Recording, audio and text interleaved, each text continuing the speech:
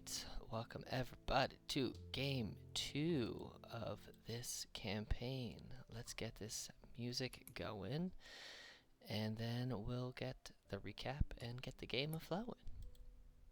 Get the game.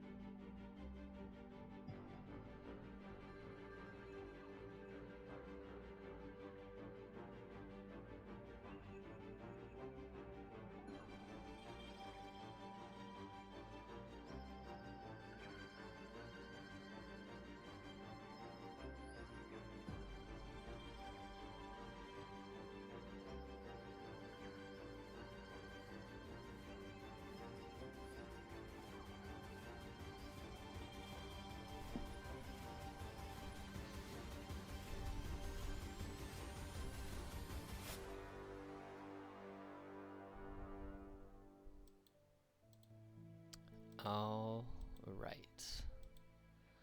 So, last time, first time, only time so far, we started with everyone slowly but independently making their way to the outward gates of Swazu, the town that you were all called to in the Principality of Fey.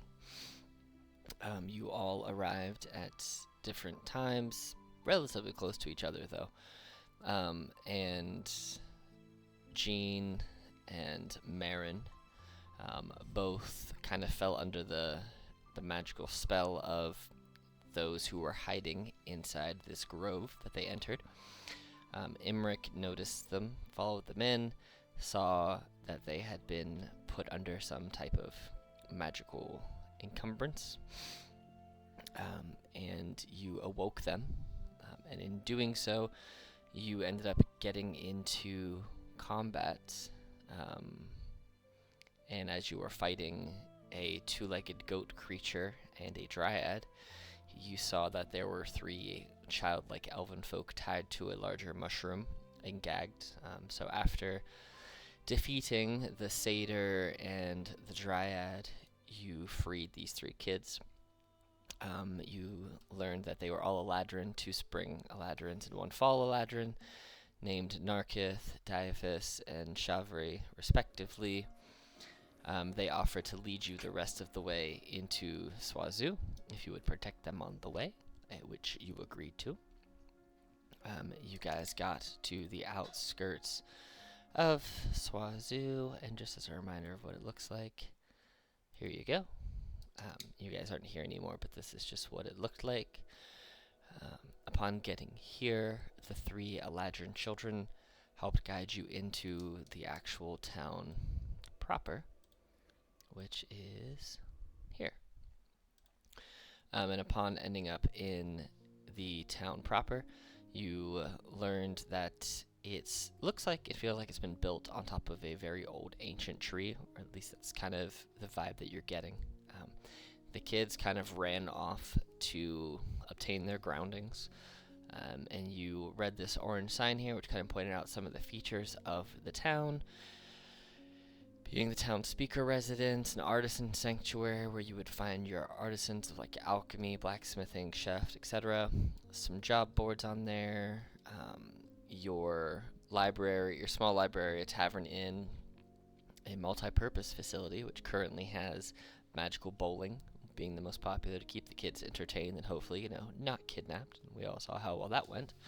And you know that there is some farmland kind of off in the distance a little bit up this way. In that when Genevieve went ahead and cast Locate Creature to try and find a person that they've been tasked with locating, you got a small sense, almost like a afterglow of one of them that is coming from that direction. You don't feel like it's a strong enough sense that they themselves are there, but it's at least indicative that they may have been there in recent past, or something of theirs is remaining or something. And you all decided to go with Genevieve up towards the farmland up there.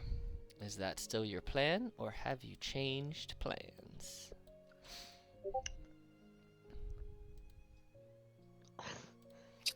My plan is to still follow Gene, right? Gene, I can call you Gene, right? Yeah, sure, you can call me Jean. I think I probably told you to call me Jean, right? Yeah.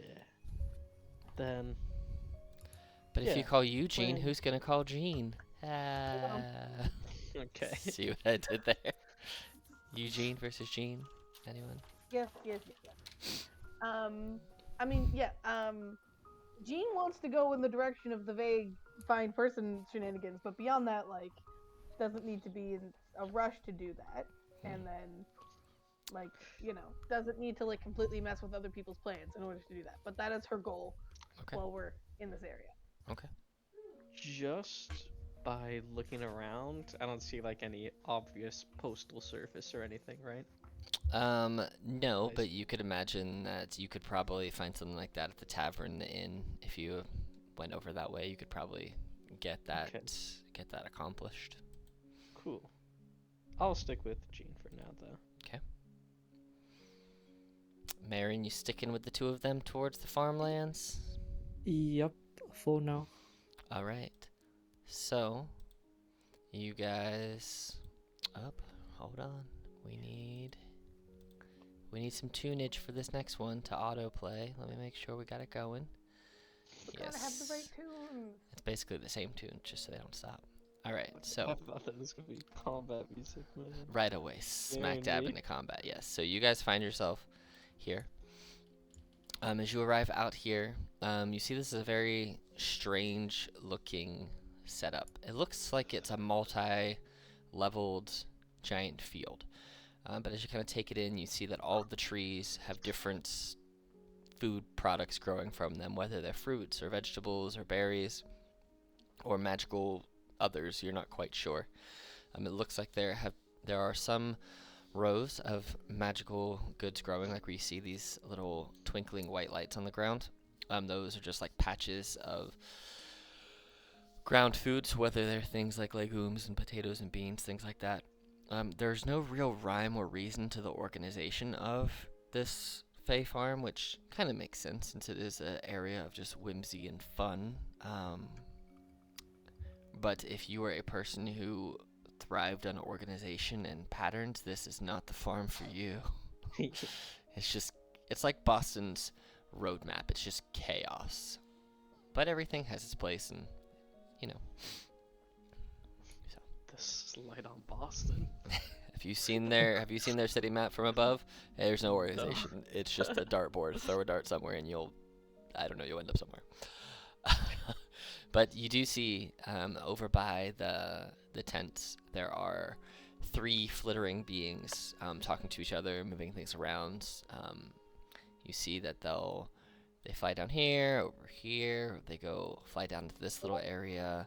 One flies up here. And then eventually they just kind of fly back and regroup, talk. You feel like these are probably the people who either live out here or work out here. But yeah, the map is yours. Do with it as you will. Having gone in this direction, where do I feel like my locate person is telling me to go?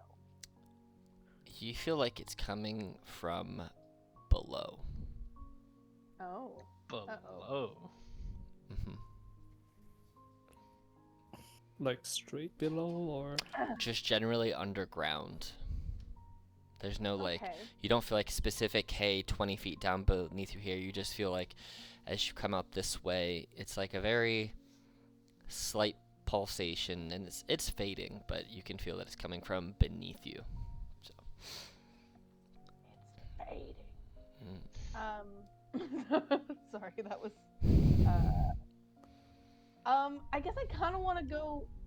I guess I'm gonna look to the people around me and be like, I forget what I sound like, but I know I am French, so I'm going to pretend that it was a French accent. I'm going to say, um, I think I need to go down, but should perhaps we talk to the locals about how to go down? That sounds like a great idea. I don't think we should intrude on them, so definitely talk to them first. Also, Oh, I thought when you started to say that we shouldn't intrude, that meant that we shouldn't interrupt them. But I understand. You mean not to just like destroy just their go down. just be like start digging. There's also a giant hole right here. Yeah, there is the like suspicious hole down there, which I feel like is sort of related to the down, but I don't. From my angle, I cannot tell how suspicious said hole is. Everybody roll me perception or nature checks. Ooh, roll a hole check. Hole check, yes. I'm way better in perception. Like the movie Holes. They're just a Digging hole, up. guys. A Oh, +6? Damn. Ooh, it turns out that I'm terrible at both nature and perception. Oh, but if you roll a 16, then it's not so bad. There you go. You notice that not all of the flora and the farm goods here look like they are in the best condition. It looks like some of them are struggling to survive. Some are thriving and some are doing well. But it looks like the ones that are struggling have almost this like dark greenish, blackish tinge to them. Almost like the plants themselves have like these necrotic veins running through them. Ooh. I asked Jane, what exactly are you looking for? If you You cut out a little bit, but I'm assuming you said, "What exactly am I looking for?" based Yes. on every other syllable. Thank you. Sorry. No, it's all good. I am looking for someone, but I don't actually know who or what they are. And I'm gonna like point to my thing that I can cast locate creature from and be like, it just goes wub wub wub, go that way. I'm gonna be honest. If you're looking for someone and it's saying that we go down, I think that person is dead.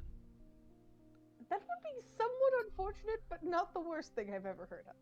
If it's something that's down there, and don't know. Rip the mic. It's a Trask. It's a Tarask. The terror- Off the rip Tarask. Here we go. Level 3, baby. We got it. But Can I take a look at the plants by Yeah. any chance? Yeah, sure.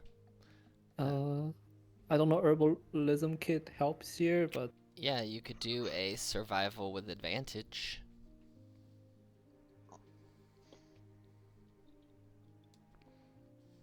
damn. Pretty good. You know, oh, sorry. Damn. you know I'll what? ignore the last You minute. pretty much rolled a crit off the rip, so we'll just take the 25. You see that the plants that are not doing so well, the ones that are thriving look like they're thriving very well. They look like they've been magically enhanced. Somehow they're strange because you haven't necessarily seen these fey foods being grown before, but they look like they're comparatively doing very well. The ones that are struggling and the ones that aren't thriving, as you kind of look at as you kind of touch and smell and kind of peer deeply into the black and dark greenish veins running up and down the plants that are kind of like filling out some of the fruits and vegetables that it's bearing on these tree branches and whatnot. As you kind of touch some of them, they feel almost like they're rotten, and as one breaks in your hand, it has this like necrosed, poisonous, like acrid smell to it. It doesn't do any damage to you or anything, but as you touch it and it explodes, it almost just falls apart and melts in your hand almost. And it's rotting from the inside. And as you kind of stare at these discolorations on the barks and the stems and the roots and whatnot, something that these plants are absorbing from the ground is causing them to die from below. They're absorbing something that is causing their death, slowly but surely. And as you kind of look at the other plants, you see that the ones that aren't struggling as much, some are struggling, but not quite as badly, and they seem to be holding on. But the fruit and vegetables that they're bearing seem a little off-colored compared to the ones that look healthy. So it's almost one of those things where some of the produce is adapting, but you don't know if it is going to be dangerous to consume or if it's just holding on longer and dying slower. And why is some of the produce not reacting this way while others is? Oh, you hold shift for advantage Oh, and control that's for cool. disadvantage. Yep. It has to be on Oh, the. I think it's the left side one though, on the keyboard. okay. I will try for next time if I get any. Or you can just try right now with any skill that you want. Just roll at advantage or disadvantage, and you can just make sure it works. It should though. So I will go ahead and It- roll 0 damage, unarmed strike. there you go. It should change it to like there you go, little green thing, and if Okay. you do it with control, it makes a Wait, little red thing. Like trying to punch something? Like, Wham! come on. Try to punch the Ooh. ground. I have a 0 damage unarmed strike. Well, I Doesn't always matter if I say hit or not. the minimum you can do is 1 with unarmed strike, because if you punch someone, no matter what, it's not gonna feel good. It might not do a lot, but it's not gonna feel great. True enough. Unless you're just doing a love tap, then like, okay, cool. Is it possible, like with either possession earlier or like, oh, I need to reroll it? Is that like unhealthy condition applies to everything that's kind of on the field right now? Just kind of the spot that I'm examining. It's not just this spot, it's kind of all around. You just happen to step to the closest one. There are lots of different portions of this big field farm area that kind of look necrotizing and like they're dying, and some that look very, very strong, and some that are halfway in between, and it's like the necrosis is kind of mixing itself and trying to take over. So this is just the closest worst spot that you, compared to the other spots around you, this is the worst looking plant. I will look at Jin and be like, well, if there's something underneath it, they are either killing the plants, or they may be also be killing your friend. Either way, we should probably check this. Let's go talk to these locals. Let's figure out what they know. Locals, please tell me about what is in the ground. Ah! Do you just yell from where you are? Amuse 100%. the tourists. Ah! You see these 3 little fairies are flitting around, and they're almost flying at the speed of hummingbirds, so they didn't quite notice you at first, because you know how hummingbirds are always moving at like 1,000 miles an hour. Yeah. They're bigger. They're about the size of a small lamp, so probably like 1.5 feet long, with wings of equal size. I guess they technically aren't medium creatures. They're technically like small creatures. Technically, schmechnically. But I like the tokens being like Oh that. yeah, so. I like being able to actually see the tokens, because if they were small, then I wouldn't be able to see them, and they wouldn't be as cute. Correct. But as you kind of walk over this way and yell, "People!" or whatever it was that you yelled, they all Local, I think it was. Locals. they all kind of land and kind of look, or they stop moving at quite the speed they were moving at, and they kind of float over to right here, and now their wings just very lightly flapping in the wind, and you see that with each beating of their butterfly moth-like wings, you see some dust and some colorful lights kind of glimmer and fall off of them, and that's what's kind of keeping their area over here lit with their fairy fire from their fairy wings. But they look up to you. Oh, hi. Hi. Who are you 3? I'm sort of curious. If like, since these guys are moving like so fast, if we talk like really slowly, would that annoy the shit out of them? They seem to talk at normal speeds, and they have slowed their bodies down. They are just because Gotcha. they're small and they move, in the way that they move it, they have less mass, so they just seem like they're moving faster. But Gotcha. for like, as far as like how fast you move compared to how they move, it would be equitable to their size of their off their person. So if you had could wings, you would be moving at equivalently the same speed. You would just look slower because you're bigger. Yeah. Okay. Mm, Je m'appelle Geneviève. She says in giant, and then remembers that not everyone speaks giant, and goes, I am Geneviève, and these are people I found, and I am looking for someone who might be down, and I'm wondering what is down. Oh, well, um, you're Geneviève, and who are the two of you? What are your names? Flat out, I don't think Geneviève remembers your name. Like I can see your names on the screen. I don't think Geneviève remembers. my name is Imric Melodian. Okay. My name is Maron Wisewind. We are companion with Jean. Well, nice to meet you. This person over here, this is Rocky Bubblefig. My Sick name. my name is Sprinkle Moss Dew, Another and- sick name. and this is my sibling Skylark Foxwhisk. That one was alright. Their name's a mouthful. I get tongue tied.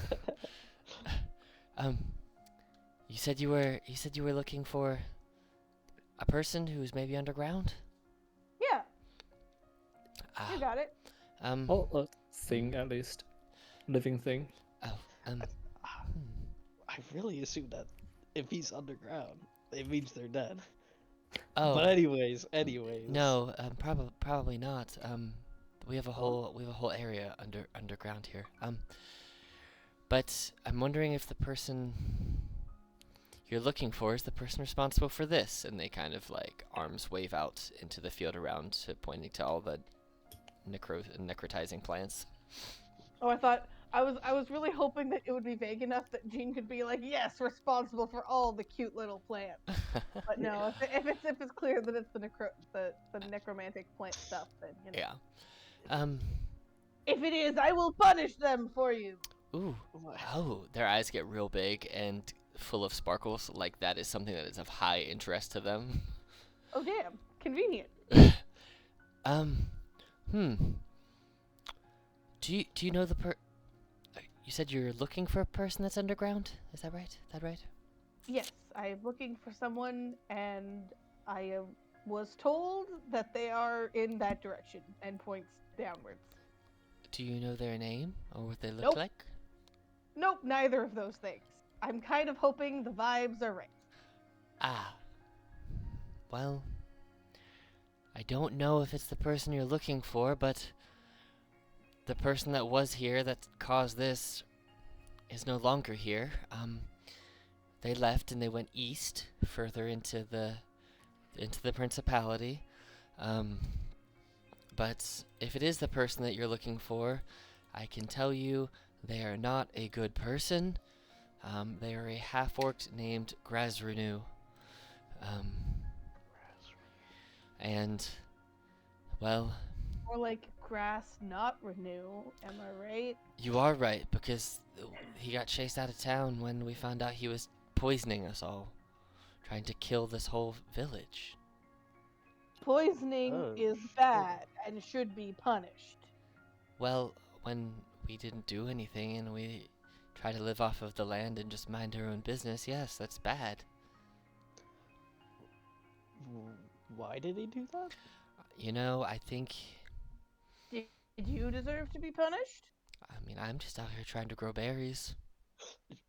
Gee, I Were don't think the we should. berries Don't unbearable? accuse the victims here. I don't think the berries are unbearable. Even the bears like the berries, so clearly they're bearable. God damn it! How dare you one up my terrible pun? But, well, we don't know what he did down at the source of the water for these plants, but we think he poisoned it, and we, as you can see, are not very big, and we are trying No, you are small. we were trying to figure out if we could save our plants from up here, because going down underneath is scary, and we don't want to do that, so. What makes it What's scary? under there? Similar Uh, question. Well, it was just water before, when it was fine, and we went down there before, but when he started the poisoning, we started chasing him away. He said that we would never be able to survive again after it's taken its toll because he put many monsters down there, and if we even set 1 foot underground, we would be eaten. Oh my gosh. So, Wait, this guy could control monsters? maybe I don't know. I'm just a farmer. I'm not really super magically inclined other than my normal fairy stuff, and I can fly and make myself bigger and smaller. But that's about the extent of my magic, and our magic is we just grow stuff. Hmm. Hmm. How can we get down there? Oh, we can take you.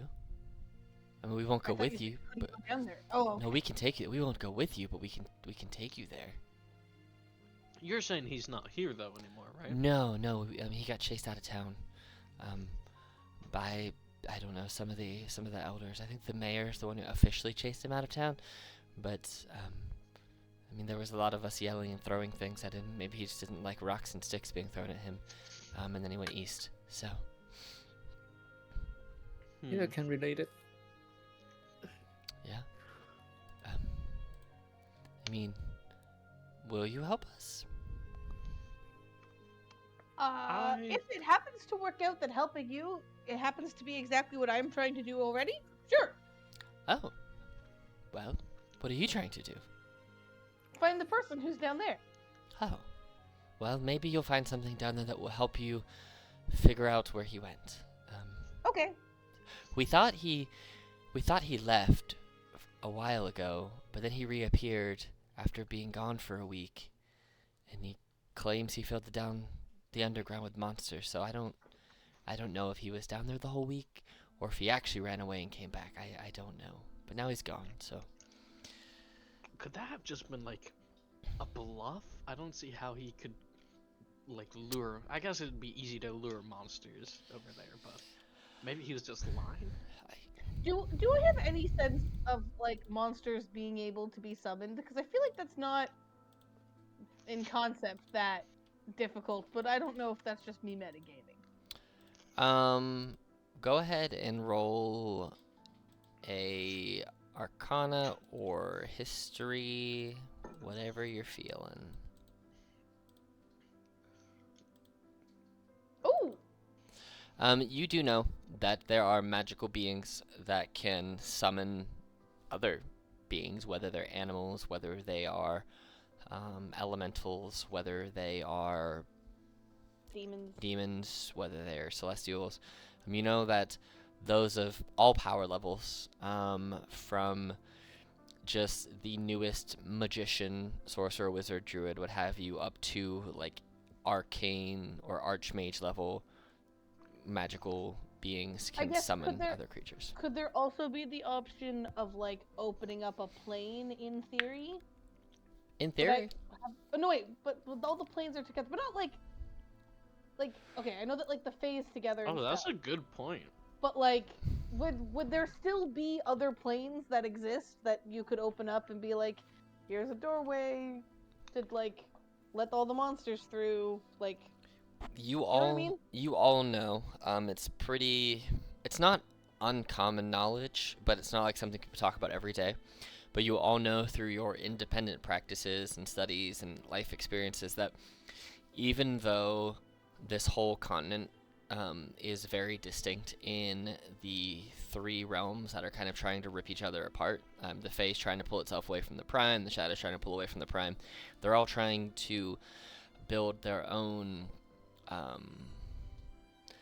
central power structure and kind of separate and to basically isolate themselves from everyone else. You do know that there are other planes that exist. They are just Okay. not directly attached to this one. But to get to them, you have to be incredibly powerful or have access to something Ooh. that is incredibly powerful to pull things through or go to them. It's not something you've ever seen done or know of anyone who has done it, but you all know that in theory, anything is possible. Got it. Okay, so probably not super likely that it's somebody opening up a portal to hell, effectively. Um, More likely, summoning monsters. Any whoozy doozle. Lore dump received. Or it could be as simple as maybe this dude was down there, and when everyone went to sleep, he went and, you know, recruited some folks and brought him down there. Yeah, maybe he just hired some people. Like, Yeah. there could be an economy for monster jobs of, Yeah. There could be. What just does picturing, this like- person look like? Sorry. What did the person look like? Oh, they were a half orc, but they were interesting because they weren't of a normal half orc coloration. Normally, most of the half orcs that we see are more of like a green or a tan color. That just seems to be the most commonality of the racial traits of half orcs. Which, I mean, you see these 3 fairies, and one's Skylark is blue, Sprinkle Mossdew is green, and Rocky Bubblefig is red. But there are people of all different colorations around. But they were a strange shade of violet. Violet? Violet. Like a purplish color. Would you say, like, sort of close to me? More. Your character's like more of like a lavender color, right? Like a light purple. Yeah. So you're like a more lavender. Think of them more on like a more deep purple, almost like a royal purple kind of color. Like if you scroll up, actually, funnily enough, if you scroll up in the roll 20, it says like chat tips, that purple bubble right there. They're like that shade. They're like that shade of purple. Probably like your token. Yes, yeah, like the ring around Emmeric's token, that color of purplish color. Yeah, they're darker than Emmerich in color, darker and brighter and purple. But they. I didn't even know half-orcs could be like that. Well, neither did we, but he was purple. He had an eye patch on one eye, and he had hanging. He had like leather armor that he was wearing. He had a shield over his back, and he used a really big spear, whether it was like for walking stick or for attacking, maybe both. We don't know. But he also had emblazoned on something hanging around a chain on his neck. He had this symbol. It was this skull with many red teardrops around it, maybe. And the eyes were like bright orange. Jean, you know what it is. I was gonna say, I feel like I know what that is. You do, and anyone who wants to roll a religion check can roll a religion check. Jean, you already know what it is, so you don't have to. Okay. Religion, where is it? Why did I roll a I'm 14 and I got a proficient. 6? I'm proficient in religion. Let's go. Yeah, you as you Doesn't have have said yourself, stick far away from religion. Yeah, I thought, like, what? Okay. It just sounds like Go to this. church or anything. It sounds like this purple-skinned, one-eyed dude is just wearing this strange symbol. You assume it's probably an icon of some sort, whether it's religious or cult or just a symbol they like to wear. You're not quite sure.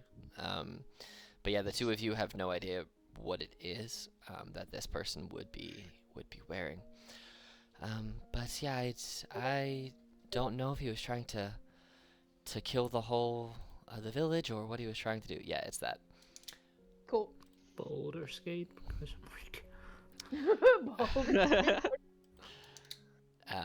But yes, that is the symbol that they describe that they were wearing around their neck. So. Well, good news. That If we ever question. do spot this guy, there's no mistaking him. Oh yeah, he's pretty recognizable.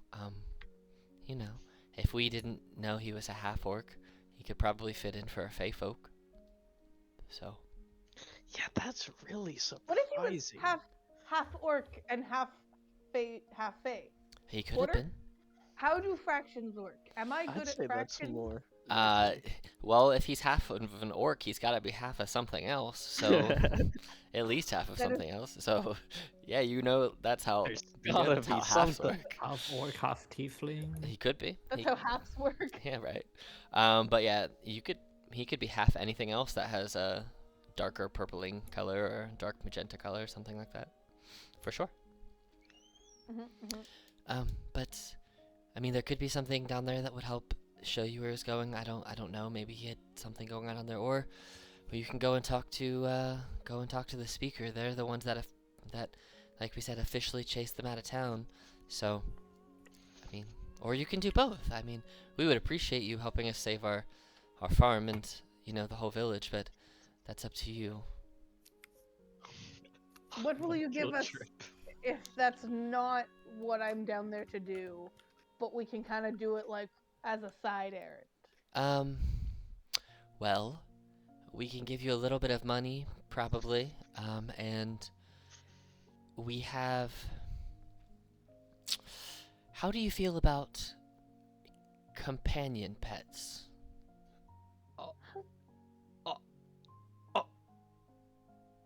We feel good about companion pets. Because we do You have my attention on pet. we do have some companion pets that are kind of without partners at this time, that we were going to try and go to one of the closer towns and see if we can't find them a partner. But if that's something that interests you, we could see if they warm to you, and if they do, then by all means you're welcome to join with them, and they can be your partners. Telepathically, I will, I guess, message Jin and be like, "Is what you're looking for only to, or you don't know?" You can reply to. Brother. Sorry, I didn't hear half of the message. It did break up a little bit. Brother. Damn. Okay. Jesus. Yeah, that's my brain power. Is what you're looking for friendly to? Don't know that. You can reply to this message. I'm gonna reply telepathically. What are you doing in my brain?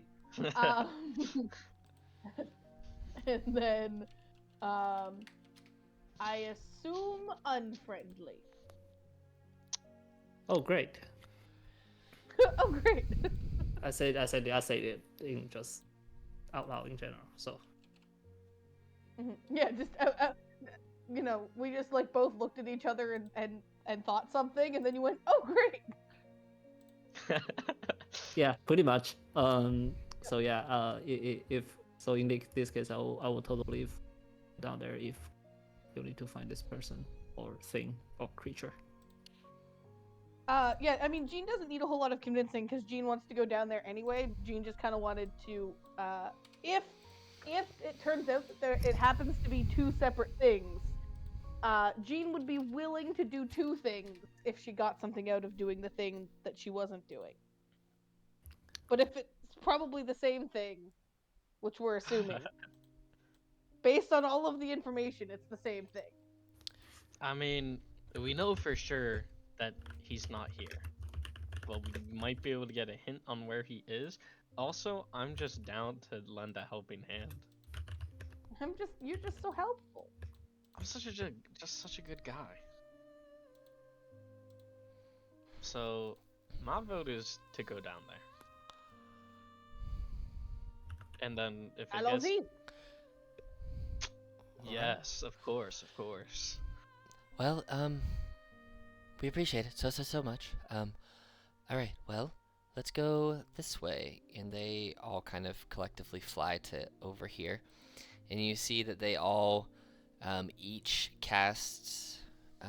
They fly down to the boulder in the middle, and they kind of each take one side here, and come at me, rules lawyers. I don't care. They're all gonna cast. They're all gonna cast reduce on this rock together and stack it, which doesn't work. But I'm making it work for this because they're fairies and they do what they want. It's a special fairy reduce for their fairy rock. It's fine. Yeah. They triple reduce this rock, and then they lift it up and they fly it over here, and say, okay, after us, we can take you down to the entrance, but that's as far as we go. And they float down, and you can see that it's like 50 feet down. There Damn. is Okay. a rope ladder that doesn't seem secured at the bottom. It's just a hanging rope ladder that you can certainly climb down, or you could just jump down, or get down however else you wish. Sure, I will jump down. You're gonna jump 50 feet down? Okay. 50, not not No, 1-5. it's 50. Oh yeah, 50 no, feet I'm down. coming down then. Fuck that. Yeah. Oh, I heard that's, 15, and I was like, that's- yeah, I can do that. that's very Oh, you far. know what? I just want I to gotta see. Here's how much damage it would be if you all jumped down there. Just so you know, 14. just so you know. Oh, mage Never. armor. Okay. Oh, I am doing this. This is smart. Okay, mage armor. Got it. Can I? How do I like apply this in D&D Beyond? So if you click on your actual AC, it'll give Yeah. you a thing, and on the right, it'll pop up a little thingy. Customize. Yep, and you just customize it. So whatever your dex mod is, it's 13 plus that. Bet.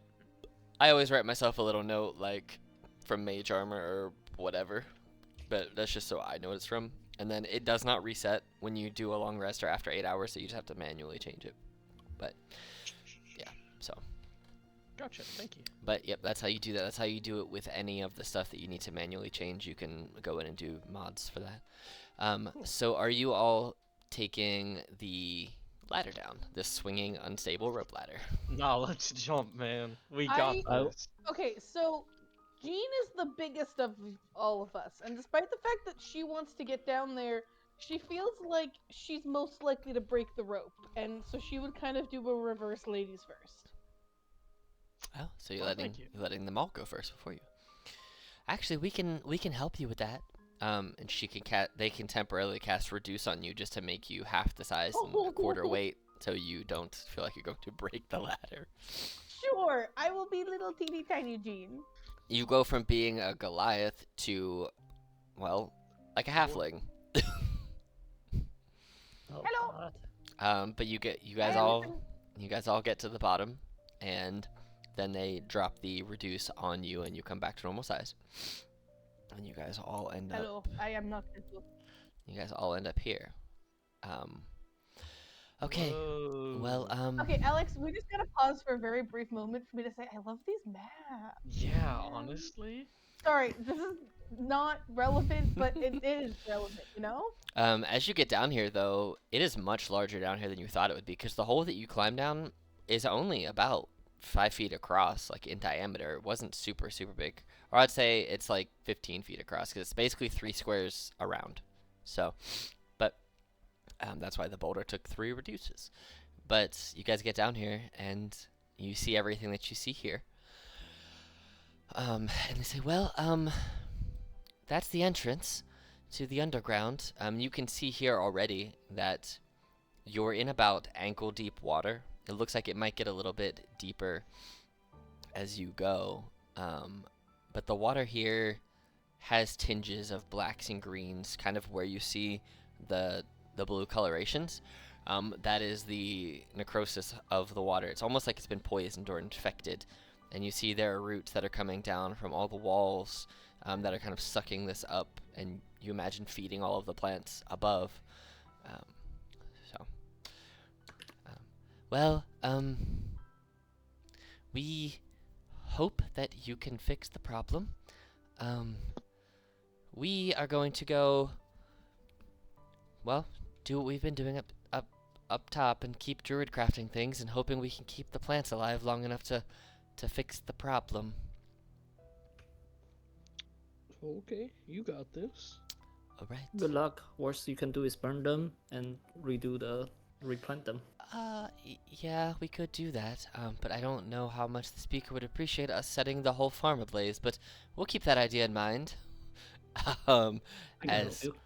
as they go to fly away, you see Rocky Bubblefig like enlarges himself, so now he just looks like a big thick muscular fairy, kind of like Jorgen von Damn. Strangle from Fairly Odd Parents. And he takes off. Yeah. Wait, I know that guy.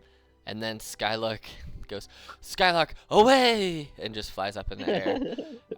And Sprinkle just face palms. It's like, well, we'll see you in a little while, we hope. Good luck. And just whew, flies away. Bye. But yeah, Au revoir. you guys have this whole open area, and then whenever you're ready to enter in or go back up, let me know. All right. How's the light around here? Lighting situation.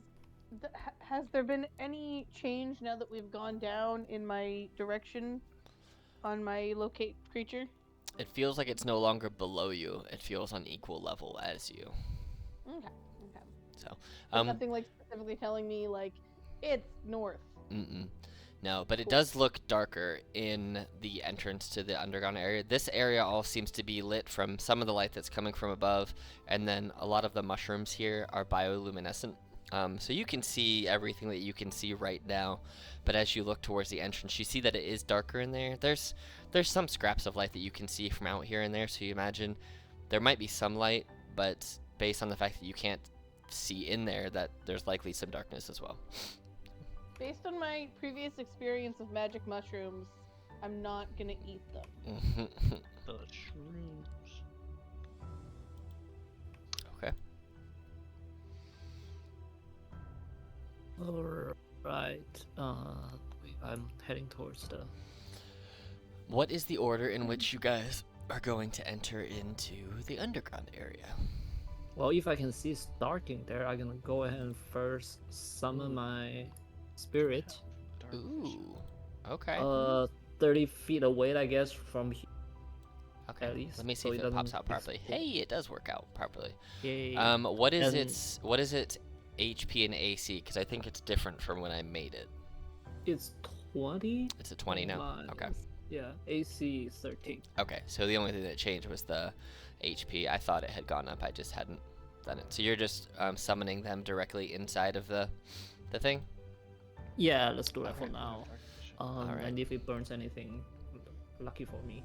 And I would say for role playing purpose, it's probably gonna shape as a bird, Yeah. like a phoenix, but Ooh. glorious as one. All right. I just so We it's a will bird. leave it like that token because that's the one I have. So, but yes, yeah, it that's can- fine. It So looks like just keep it as it is. But yeah. for my role playing purpose. you guys for the first time just see Marin snap out of nowhere. This burning bird just Yeah. appears. Damn. What's that? That's fine. That's mine. Oh, She's mine. Don't worry. Ah. That's I need to think a better name. And I say the name. Hell yeah, man. 16. Cool.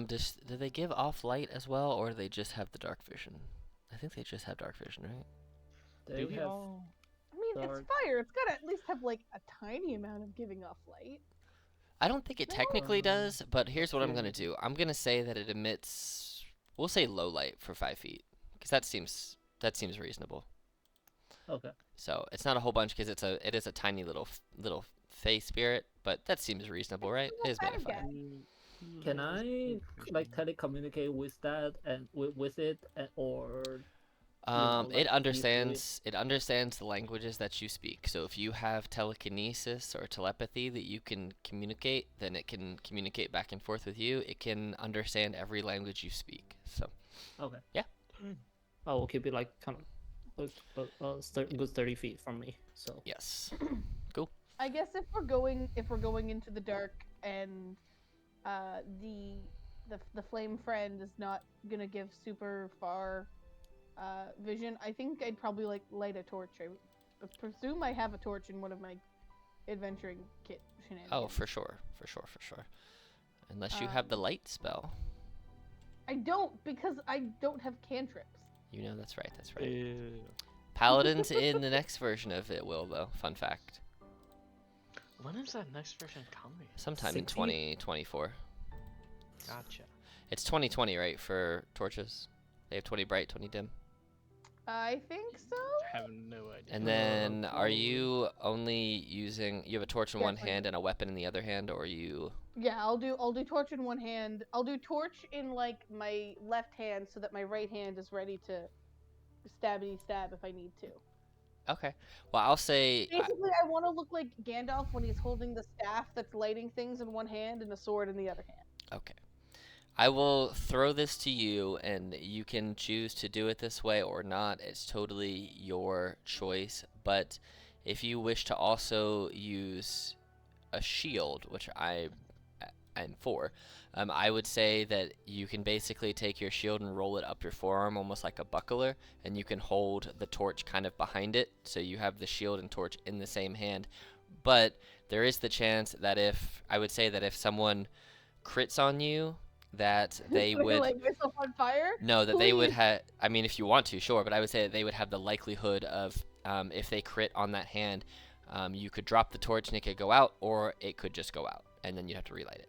But that's, I mean, you can do that if you want. relighting a torch is not like Yeah. life changing. If I'm fighting something in the dark anyway, it's not going to be great. So sure, Okay. I will keep my shield up and just hold Okay. the torch. Cool. Can you use the torch as like a You could. two-hand combat weapon? You could. It's just an improvised weapon that does 1d4 plus strength and, I don't know, 1d4 plus fire. Why not? Sure, we'll make this Breath of the Wild style. All right. So, your wildfire spirit's in there. What is the marching order into the area? I mean, I'm willing to go first, but I also don't need to. Okay. Genevieve. I will go first if you do not want to. I do not want to. Okay. Cool. And I feel like me going in with like torch in one hand, shield in the other is an excellent going first It position. truly is. Truly So- is. All right. So you head in there first behind the spirit, who's not far ahead of you, and then Marin and Imric shortly behind you. Go. There, jeez. All right. So you guys are down here, and you should be able to see what you see. Yes. Yeah. Cool. So you guys see, as you walk down here, the water is a little bit deeper. It's about 3 feet deep. So I'm gonna say he can fly, right? Your little guy. I think he can. yes. Yeah, he can fly 30 Flies feet and to hover. 30. Yeah, so I imagine Yeah, he's so- not in the water, but flying. Yeah. Cool. So, as you guys enter, you see everything that you can see. Go ahead and roll for me, please. Perception checks. They see me roll, and Ooh. that's the wrong thing. Ooh, Dolly. It's Natural good, we're one. Wait, fine, we're no. good. Wait, no, 6. We're I chilling. don't know if you What want is- to take my perception, that would have been a 16 if I had picked the wrong P skill, or if you want to take the 19, or if it makes that much difference. Well, you got Imric with a natural 20, so we're cool. Oh, that's true. He can see all the shit. Mm-hmm. Actually, so natural 20. All right. Yes, sir. So, Give me all of that. all right. So it's not so much that you see it, but you hear sloshing in the water, Oh, that's and you hear it from up this general direction, how Mm. deep is this water? about 3 feet. Okay. Up 3 feet? It's So, about okay. it's about 3 feet. Yeah. Oh, Is it so waist difficult high. terrain? I would say it's not like thick swamp water. It's just water. So I mean, you won't be able to like full sprint, but it's not going to reduce your movement any. It would just Okay. mean like if you're trying to carry something really heavy, it might just be a little bit harder. So I will ask Jin, how's your locate creature going? I mean, presumably no change, but I will check. there is, how long does the spell last for? Is it 10 minutes? Like an hour maybe? I think it's 10 minutes. It is concentration up to an hour. Oh crap! There you go. I thought 10 minutes. I thought it was something else. Thinking of. So you are feeling like the water itself is almost pulsating with the energy of the person that you're looking for, but you do feel a stronger pulsation coming from this direction. But yeah. I'll Uh, just point over here and be like, "There's There's something sloshing around over there. Yes, you actually see it. You Oh. see that, and you hear something kind of buzzing around him too. Oh. Oh, that's not scary. They also see you. Oh. And it sees you as you see it. And I need you, well, how far? Make sure I'm right here. Oh, yeah. Marin, Imric, sorry, make for me a DC 12 Wisdom saving throw. Oh, that's not good. That's not good. Do I need to make one? That's fine. No, we're it chilling. was just for one person. You hear it say, as it tries to mock you, it says, "Oh," and it says it. What languages do you speak? Common, deep speech, giant, and primordial. You don't understand what it says, but you feel almost like a twinge in the back of your head, like this is supposed to hurt, but nothing happens. And then it's going to run over here, and you see it like press its body against the shadows, and it's gonna try to hide. And it fails. It's just leaning against the wall, pretending that you don't see it. It's just like it's not very large. It's actually small. I should make it small. I'm imagining like hiding by like with your just hands, face behind your hands, kind of hiding, like you can't see me. But yeah, it does not look super friendly. So. Can I? I'm just gonna like. And whisper to these guys, like, you do see the other fairy. You see like a fairy Yeah. creature that was with it too. guys, there's something over there, and I think it's trying to attack us. So I'm just gonna throw a fireball. Attack! Okay, attack. All right. Everybody, give me initiative rolls, baby. I'm so sorry. Attack. No, you're I'm not even fine. I'm here good at for it. initiative. I'm here for it. I Our didn't click leader. on my- Gives us the battle charge. I do not feel like Jean has the skills to be a leader. I don't. Hey man, with that confidence, with the battle cry, hell yeah, I'm here for it. Marin has used to be a hunter, and he's like just all about like stealth and patient about his prey, and it's like, okay, here we are. This is a new technique. Oh, this is new. All right. So. I didn't click on my token before going to D&D Beyond. Oh, you're good. For some reason, it's not even showing initiative rolls on the sheets that I have for these guys, so I have to manually put them all in anyway. And you know, if that was loud enough and echoey enough, we might be able to bait everyone here and just kill them in all one sweep. You know, you're not wrong. That could, let's call Ginger's complete refusal to be sneaky as a good thing. Yes, it is. It means hopefully less spells cast? Does it? I mean, I guess concentration-wise, like, yeah. Theoretically. Yeah, and like AoE and stuff. Yeah. Okay. See, it can work, it can work. It could work. This could be a good thing.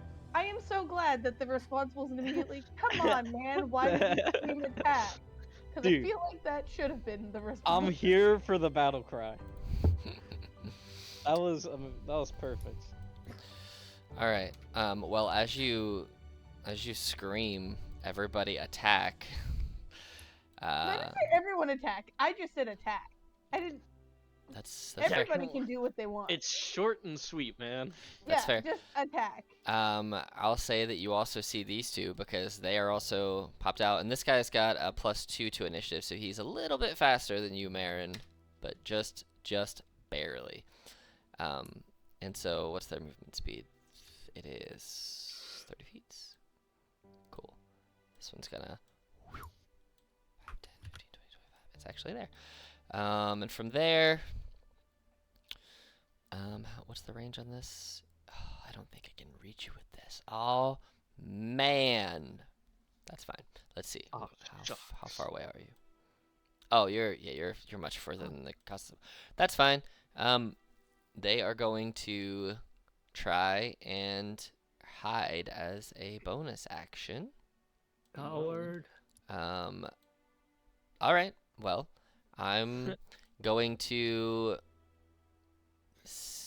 There's only one of you. So basically, they drop down, and for the points of this, the only person based on their perceptions from a second ago that can still see them are Imric, because you rolled that nat 20. So I'm just gonna put a little. There was a ninja one somewhere. Oh well, he's hiding now. So the only one that can see that one is Imric. So Hell yeah. the little token base. But Marin, it is your turn. Okay, I gonna so there's like these two that I can see. Mm-hmm. You can let's see, yes, those two, and you can also, how far can you see? Oh yeah, you can see the one all the way back here too. Oh, okay. So you just can't see, this one is just, it looks like they dived into the dust or the water, they're just hiding somewhere, so. Okay, what's the range of produce flame? Wait, produce flame is that damage? It can be, and I think you can throw it, is it 30 or 60 feet? It's one of the two. It doesn't have a range. Range and area itself. If you read it, it says you can then throw it somewhere. Let's see. Okay. I think it's 60, or actually it might be 90. Let's see. Oh, you can throw it 30 feet of you. 30, okay. Yeah. Oh, okay. So instead of rolling that in first, I will gonna go ahead and move here, which Okay. means I now have 30 feet. Mhm. And now I will do that produce flame. And you're throwing it Um, at this one right here? I'm gonna do that at the This one? red one. Okay. Yeah. Cool. All right. And then I'm gonna have my baby bird do another flame seed. Okay. So you're going to throw it at it with a 15 for 4 damage. As you throw a produce flame at it for 4 damage, it's going to use a reaction, and it's going to reduce the damage to 0. And you don't seem to take effect, but it does burn a reaction. So now if your flame seed is going at it, then you can certainly throw your flame seed at it. 16 will hit, yeah, that's for sure. 16 with 7 fire damage. No, I roll a 5. I rolled them and together. then That was interesting that it rolled it that way. Yeah. Yeah. I set up a macro so I can roll. Oh, that's fun. fun. But yeah, as he reduces the damage and kind of reverses the fortune of you hitting him with flame in the face that wouldn't have killed him, the flame seed, however, hits him right in the mouth as he's laughing, and he explodes into nothing. Here. Okay. Yeah, so he's dead. All right. So. And I'm gonna have him move up like Yeah. probably here. All right. This one's turn. It is. How far away are you guys from it? You're still all so far. That is fine. It is going to. All right. So I think you're closest at 35. Yep. So it's gonna move 5 feet to here. It's gonna look at you, Marin, and I need you to make for me a DC 12 Constitution saving throw as you feel like the water from below kind of splash up into your eyes and kind of temporarily blind you. But you very quickly, the flames evaporate it, and you are not blinded. So it's going to try and hide as a bonus action here. It's...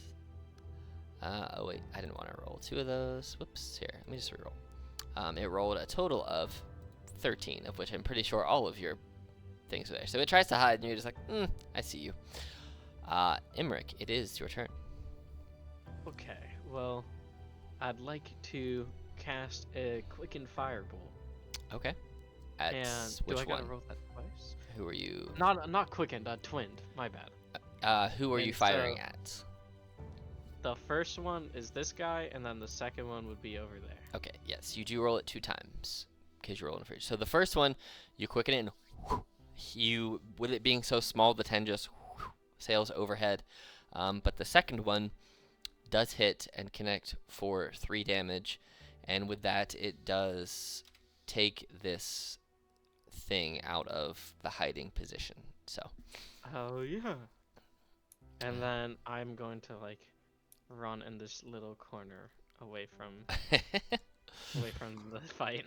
solid. All right. So this other creature up here sees you all, and it's gonna go 5, 10, 15, 20, 25, 30. Let's see. Melee. Okay. Cool. I guess I forgot to do a thing last time, but that's fine. Whatever, I know now. So it sees the thing that just killed its brethren, and I need Ahi to make a DC 12 Wisdom saving throw, please. Not Ahi. It's funny. That was my response was oh, always, let no, me not Ahi. just give me 1 second. You can't You're good. focus on the companions, man. That's against the rules. I think it just Fine. has a Where's- plus. I think it just has a +2. The moral Is code, it man. con save? It is a Wisdom saving throw of DC 12. Wisdom, that's a 18, and that's a Jesus. +2. Ahi is not. No effect of this mock has any. This mocking word has no effect on Ahi. Janvier. Okay, so just because of the way that my screen is showing me things, Mm-hmm. I just want to confirm that what I can see is just these 2 people. That is correct. You can see, because you do see there are other lights kind of strewn about in here. So the combination of your light and the lights that are sporadically from some of the bioluminescent stuff, you can see some stuff. You can see a little further than your normal vision because there is some Yeah. light here. Okay. Well, I don't know what I can do if I can't bonk at range. Oh, I have a crossbow. Never mind. I forgot I had a Oh crossbow. yeah. This came from my first session thing. So I think I'm gonna pull out my crossbow and shoot it at. Has one of them been hit already? Not the two. Up that I can see. The guy. Not the two that you can see without moving. Yes. I mean, I'd like to move forward just so I'm not the farthest behind. So maybe I'm gonna go and kind of be vaguely protective of Marin. Okay. And now you can see 3 people. So you can see all the 3 that you can see. Okay. I mean, I still can't get close enough to bonk, so it's gonna be a crossbow. Okay. And I guess I will, or I guess I could do a javelin, but I think crossbow is just better. Yeah. Which one are you trying to shoot? I mean, I don't think it particularly matters. Let's do this guy. This guy right here? All right, cool. Yeah, that guy. All right, so as you go to shoot, this is what I forgot to do last time. Roll me a DC 12 Charisma saving throw as you try to attack him. Uh oh. Oh. That's not good. No. You are charmed until the end of the Ooh. creature's next turn. A creature charmed in this way must use your action to praise this creature. But Oh, yeah. hail, tiny thing! Oh, hail, tiny thing! Yep, that's it. And you see that it's just cheering and jumping up and down with its staff. Oh, hail, tiny thing! Here, if it makes, this is what it looks like. So it's a Nilbog. I just love him. Yeah, you're just cheering him on. Yep. Woo! All right, Yo. got him. Come kill us, tiny thing. All right, so this guy can go 5, 10, 15, 20, 25, 30. And let's see, this is, let's see, the range here, and, ooh, he can see all of you, and you're all in range. I need all 3 of you to make for me DC 12 Charisma saving throws, please. Oh, I have great charisma. Yay. Almost didn't make it. Oh, I do actually have great charisma. Oh, crap, 2 of you are Charisma casters. Here we are. Wow, wow. Wait. Well, you all feel like this negative energy wave of just feeling the downtroddenness of being baned kind of wash over you, and then you just shake it off like it is nothing. Yeah.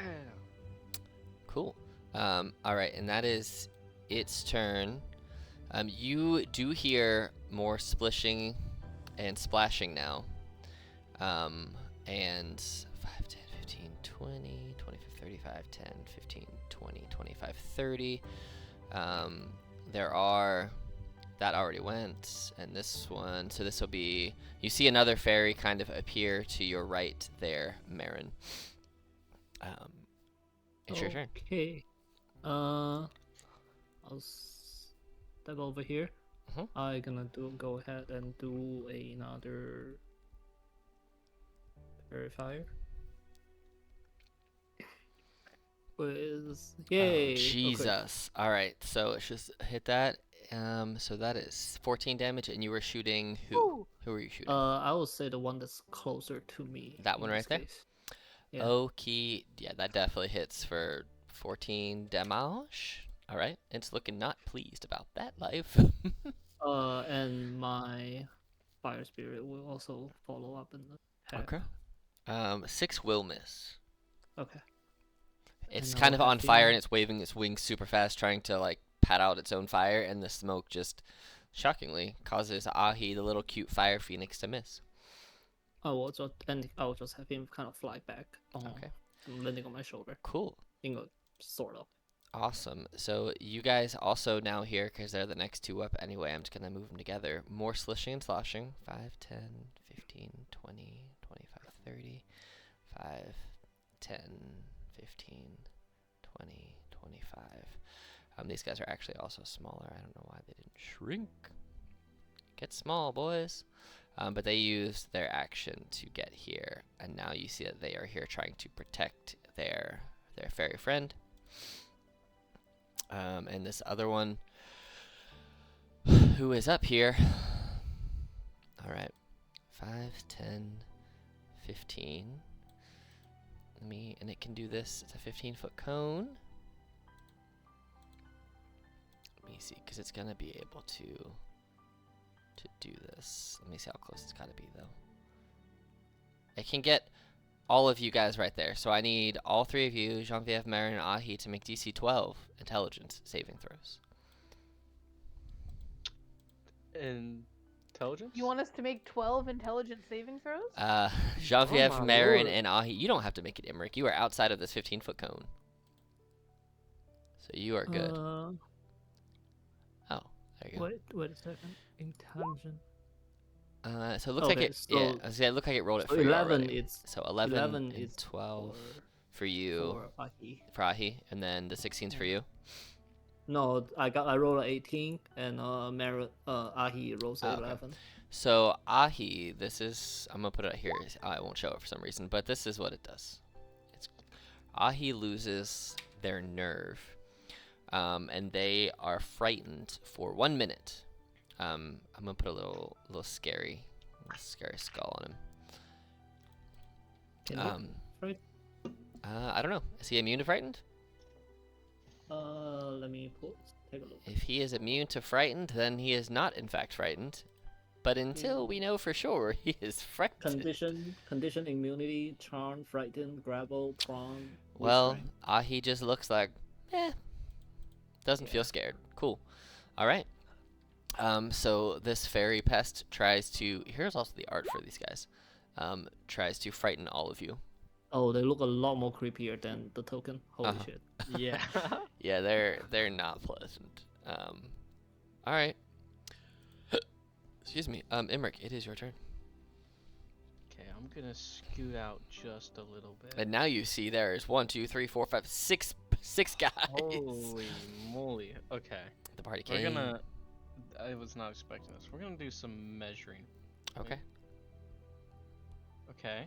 Does that reach? Okay. Jesus. Fire. I'm going to cast a level 2 sleep spell. Okay. Now roll me the dice, and then for the level 2, and then we'll do the math, and we go from lowest to highest, I think, per the spell, and it knocks them.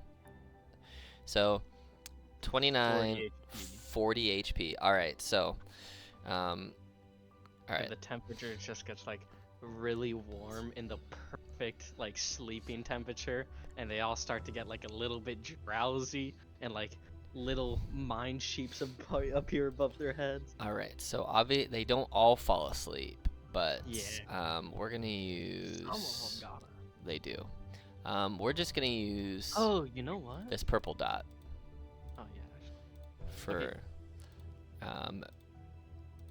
these guys. These 4 all fall asleep, and you were close. If you would have rolled 8 more, then you would have Damn. knocked out 1 more. But yeah, Alright. 4 people just fall asleep, and the other 2 fairies look like, oh no, oh no. And that lasts 1 minute, and doesn't end unless they take damage. Or Unless they get take help. damage or somebody takes an action to wake them up. God damn. Plus, I think, isn't it that if you hit them, they get crit? You'd have to look on your sheet, but I think it'll tell you under. Let me see real quick. I think it makes them unconscious, and let me see. I can pull it up on a random character sheet that I have real quick. They're unconscious. It drops whatever it's doing. Attack rolls have advantage. Any attack that hits a creature is a critical hit if the attacker is Yes, within sir. if they're within 5 feet of them. Oh, okay. So, which I mean, any melee basically is a crit on sleeping creatures. Yes, sir. All right. So, anything else on your turn? I'm going back to my whole. Okay. You can always quicken a cantrip if you want, because you can. Oh, you're do that. so right. I am gonna do that. Wait, that's 2 sorcery points? Whatever your quicken says. Yeah, probably. Oh yeah, you're a genius. I'm gonna cast a spell, and then as they're like just falling asleep, the last thing they see is a firebolt coming out just for their friend right there. All right. Quickened firebolt. Woo! Yes, that hits them quite fast. Yes, sir. This is why I like to give sorcerers and monks more key points and sorcery points, because you can do more fun stuff. Oh man, I'm feeling strong. All right. So this boy is snoozing. Jean-Vieve. Okay, so I'm no longer praising. You're not. That was this guy. Yep, and even if you were praising, he fell asleep. So you would have been like, "Good job sleeping. Good job sleeping." Oh shit, what am I doing? What am I What am I doing? doing? Why am I telling? What are you, like a toddler that I'm like, woo, we slept? Like, no, that's crazy. Okay, so I mean, I want to just start bonking all these sleepy guys, but I feel like I should take away the not sleepy guys first. So I'm gonna Remember, move we up a are little bit. using cleave rule too. So if you do enough damage that it kills one, that know. damage carries right through. And these guys are all down, so it would be an auto crit if you hit one. I know. And if I you just smite wanna on an go- auto crit, that damage just Oh, carries no. through. I know, I'm thinking Damn. that's so bad, but I feel like I should kill the ones that are still doing things first. Hey, you Hey, do man. whatever you want. I'm just making Do you your aware thing. of Do your your thing. ability to I wreck would- house. Yes, I would like to let everyone else know that I am fully aware of that ability, and I'm going to go attack this guy first. Hey, I'm here for whatever you want. Because Yes, sir. You because can always do this that one on the can do next turn. actions. Yep. And Exactly. And so I'm just gonna tell you guys, if you guys kill the sleeping guys, I will kill you. and the guys who are around So- you because they are sleeping, you are not considered flanked because they are no threat to you because they're sleeping. So Woo! Okay, so yeah, I'm gonna attack this guy Alright. with my sword. do it. You do hit. That's just with how beefy? Actually, no, I can smite because if I'm close to this guy, right? I could cleave into this guy if I did need to. If they are within 5 feet of each other. So Oh, they're if I not. do- Yeah. So never basically, mind. like if you were to hit this Nilbog here and this one in the middle, and you smited, Yeah. you I could get- carry the I could damage smite all either of them. way. Okay. I'm not gonna smite this guy. I'm Okay. just gonna do a regular one-handy. Well, you do 6 damage, and he's still sitting pretty decent right now. Damn. Tanky. Yeah, don't burn your house And- down, Marin. Don't think I have a bonus action I can do? Question mark. I think the only bonus actions paladins have off the rip is like if you're casting one of your other spell smites. Yeah. Or Smite if is you not were to bad. use lay on hands for yourself, like that house rule I made. So, Yeah. So that's all I got. okay. Just a little tap, and now I'm just gonna go. "Arr!" All right. And you guys hear sloshing and flapping one more time. 3, 4, 5, 6. Oh, yeah. 1, 2, 3, 4, 5. You see Genevieve, this other fairy, appear at the back end of this line of sleeping foes, and well, I can't do anything because they'd actually get there. This fairy is seeing that his friends are asleep, but they want to 5 feet, 1 target.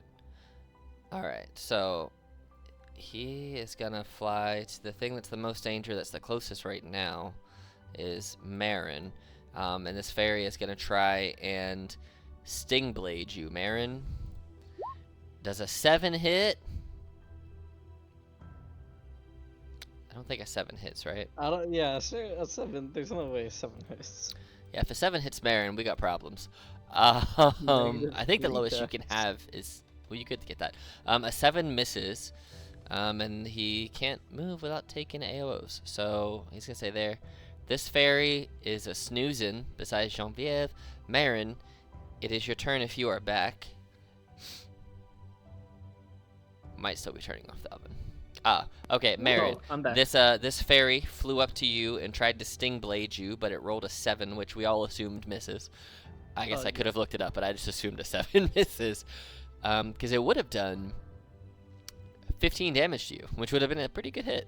But it didn't fly away because it didn't want to take an attack of opportunity.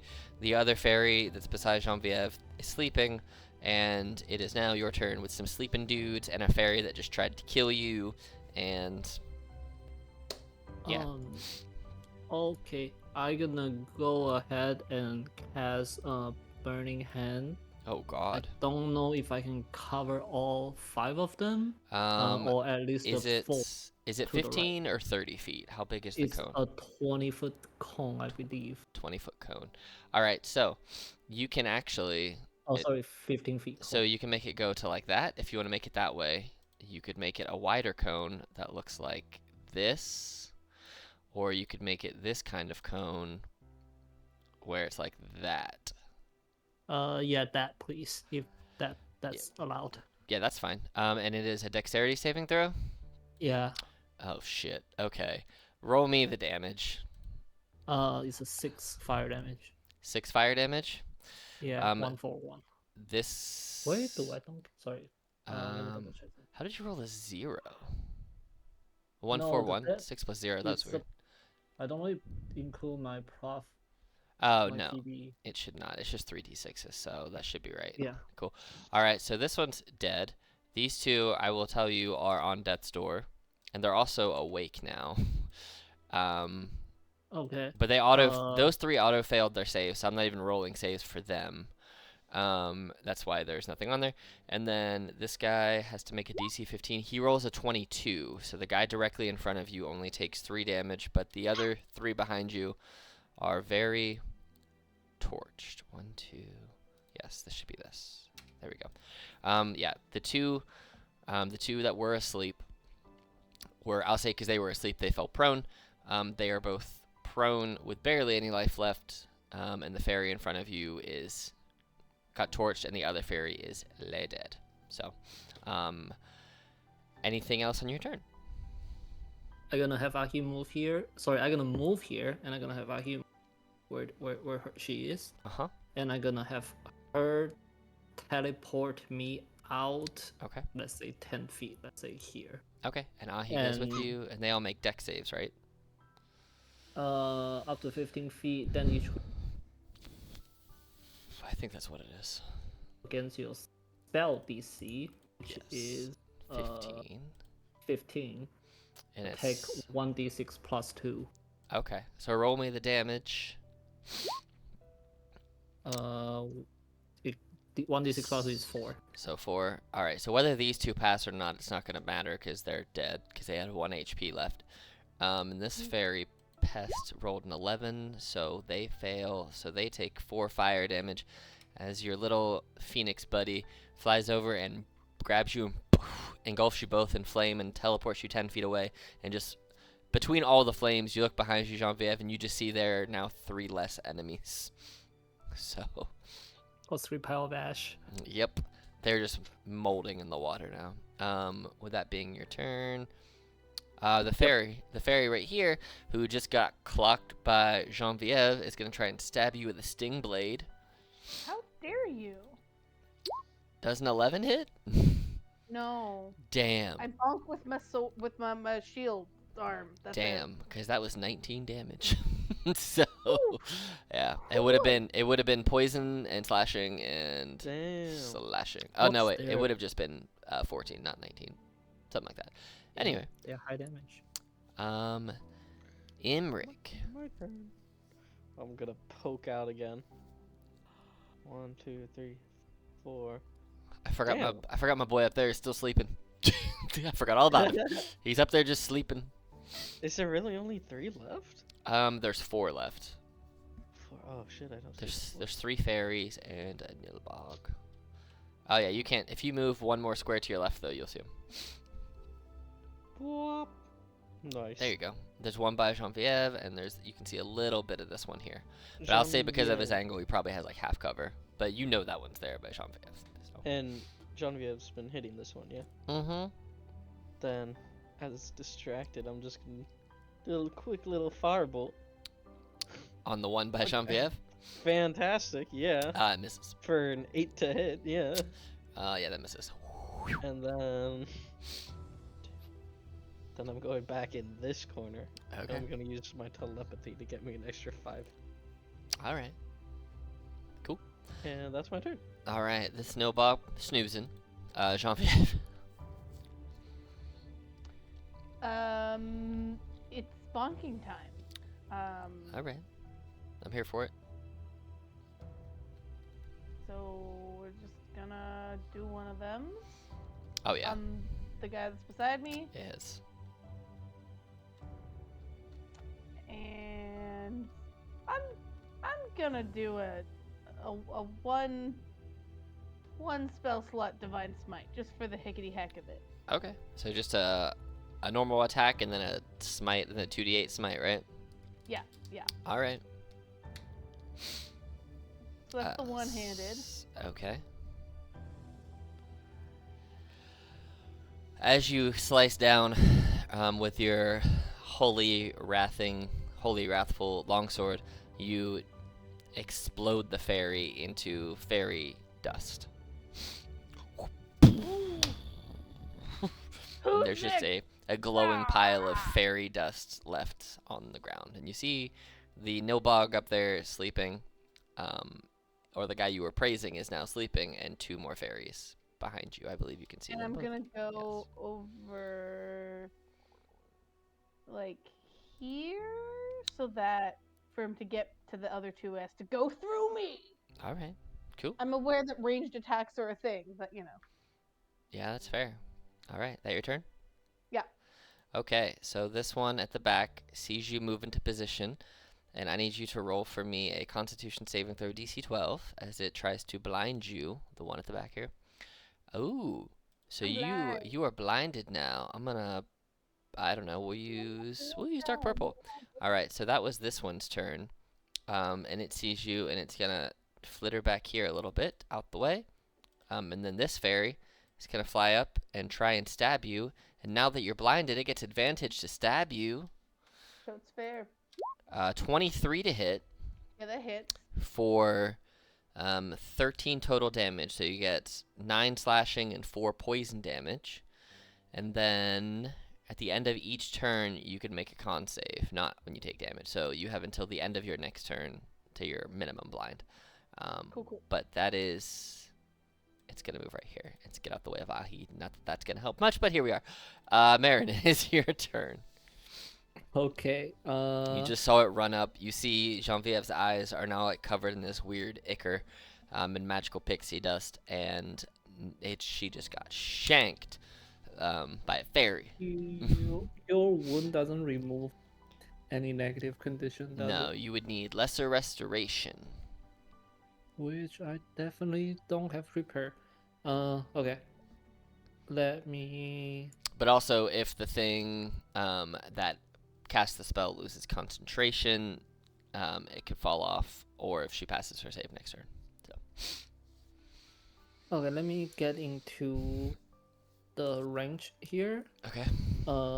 And okay, Alex, I know you gave me that flame sickle, which is really fucking cool, but I cannot really use it because the damage, like I have -1 to strength. So I'll change it so it's a dex 1 and not a strength 1. So whatever it is, just that's what I meant to do. I knew there was something I forgot to do for that weapon for you.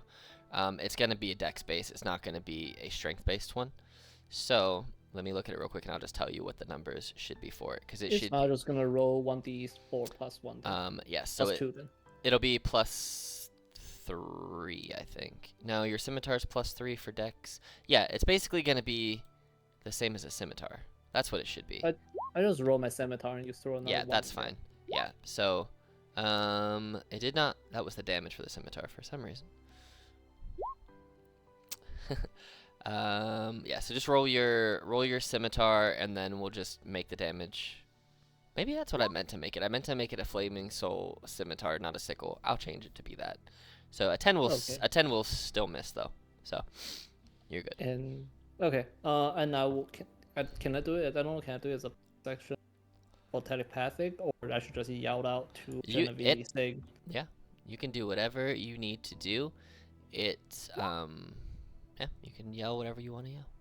Okay, I will say to Jin, say, do not resist, and I will attempt to have Ahi teleport her out. Okay. Like 10 feet this way. Okay, cool. Jean-Pierre, do you agree to be teleported? Yours, don't resist. I don't want to be teleported. I want to be right here. All right. Yeah, you are Why blind would I though. be teleported? Then you can resist the teleport. You don't have to be teleported. Okay, well there's mega dexterity is 15 saving throw for me. That's I'm sorry. That's true. You fail, so you're gonna take 1d6 plus 2 fire damage. Oh, it has the specific thing for him. So his teleportation is DC 14 dex. So compared to your spell save, which is 15. Yeah, I just looked, and it's in the little thingy. I think it's just because your soul sickle, I think you have something which gives you a +1 to stuff. But either way, his is a 14 for some reason. But you take 3 fire damage, so cool.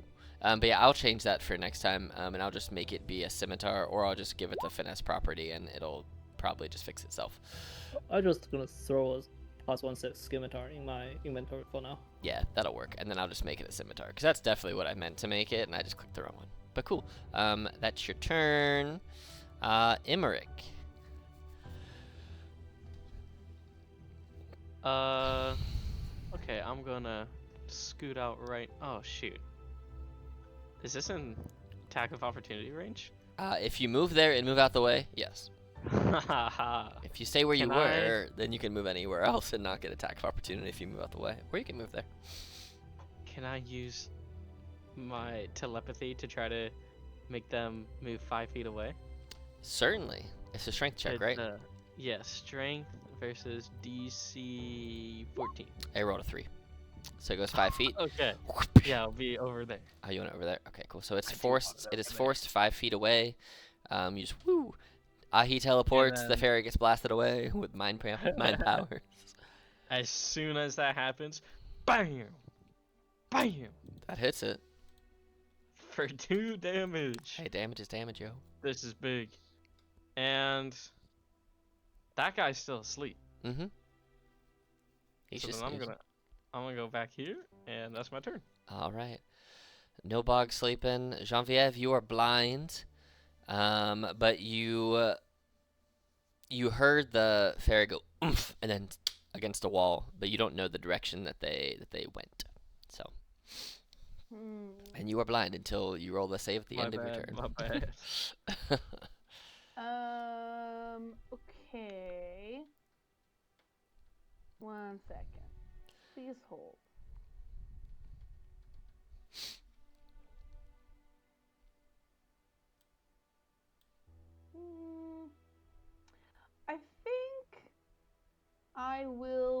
just hold my action Okay. to shoot my crossbow when I can see again. Okay. Roll me a con save now against the blindness, DC 12. Oh yeah. As your blindness fades, you're immediately able to see the guy in front of you, so you can let your reaction off and shoot it if you want. Yep. Your blindness fades and bang in the face with a heavy crossbow. That hits. 7 piercing why that went twice. damage. I only clicked it once. 7 is a lot better. All right, cool. That's your turn. That's This fairy hears the shooting and almost pinning of its fairy brethren to the wall. 1, 2, 3, 4, 5. Flying down here, it's gonna try and shank you. It's gonna miss with a natural 1. This other fairy is gonna fly down here, and it's gonna try and shank you too, Genevieve, because you're just out here shooting people, and you're flanked now, so your AC is down by 2. Okay. But also the thing that just flew in the way is also now forced itself to be flanked. A 7, damn. Both of those would have been good damages too. It would have been 12 damage and then 17 damage. These guys hurt, man. Oh Yeah, my when they lord. hit you, almost dead. Marin, it is your turn, and you have a very hurt fairy pest in front of you, another fairy that flipped Genevieve, and a sleeping little goblinoid. Okay, sure. I guess I will at least flank. I don't know if that does anything. So it's flanked, so it now has a -2 to its AC because it's got 2 people in range. So okay, so that'll that's my... that'll hit. So By the way, I just added to my thing. cool. So 8 damage. Oh yeah, you move into position and just slice down through with your flaming scimitar right through its spine and its wings. You de-wing it. Sweet. And Ahi gonna just attack the last one, or the one that's The still- 10 will miss. So I will say, if you move here, though, you know that you'll put it in a flanked position. He still won't hit, but it will drop its AC for the next person to attack it. So if you move 1 square closer, if you want to, just to remember how that rule works. I will do I will have it fly. Have her fly. Okay, over. cool. Yeah, I mean, Ahi counts as flanking, as a flanked condition too, because Ahi is it's a PC basically. So, cool. All right. Imric, you see this fairy. This fairy is flanked, so it has a -2 to its AC. I'ma just go right here. All right. Do the usual quick little fireball. 10 will still miss. Yeah. You can quicken another firebolt. I got 6 sorcery points left. It's worth it. I'm gonna quicken a fireball. Okay. And this better hit. Yeah. Oh. Damn. Also, remember on a bonus action, you can convert spell slots into sorcery points and back and forth. So True. Yeah, do. but that's not like really efficient, right? it Isn't that, like, it depends what you want to do. Sometimes it is, sometimes it's not. If you need a spell slot, to turn points into slots can be efficient. Or if you just need Yeah. points, if you want to twin something and you're not going to use a lower slot, then sometimes that works too. All right. Yeah, you definitely hit with 25 and 4. I always just like miss and roll really high damage or hit like Yeah. pathetic damage. It's like one of those fairy that we are battling. Nilbog is snoozing. Genevieve, this fairy is in front of you, and it's flanked condition. It's looking pretty hardy still, though. They see me bonking. They hate They it. hate him. Bonk. Oh. Yeah. Since it's flanked, you hit. I Yeah. hit. Yeah, Sir. because its AC is 14 normally, so the flank drops it by 2, Yes, making sir. it 12. Yes, sir. 10 definitely hits. It's still alive, but it hits. Oh my gosh. Okay. Anything else in your turn? No, I'm good. Okay. All right. The fairy's turn. It's not pleased with what is happening here. So,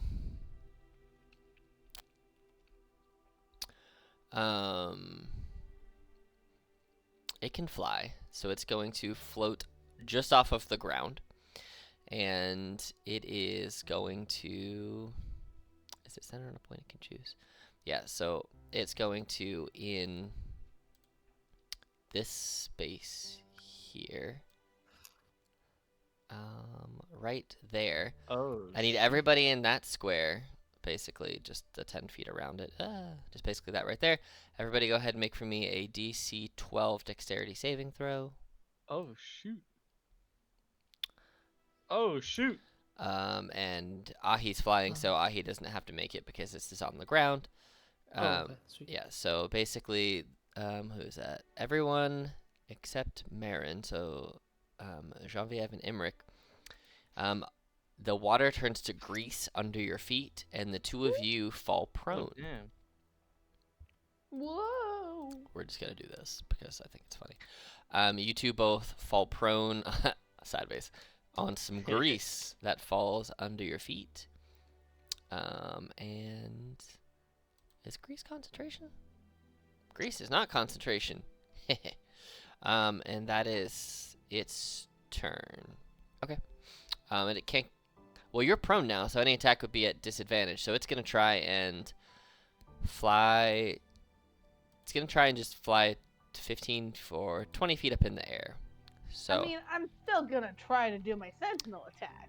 Oh yeah, it's at disadvantage, but you certainly I'm can. still gonna do it. Yeah, I'm still yeah, gonna do it. Yeah, yeah, I'm yeah. not- And You it's go fine, man. and it's not considered Um, flanked because you're not technically a threat prone. So Mhm, mhm. Do your thing. You got this. you gotta hit a Um, 14.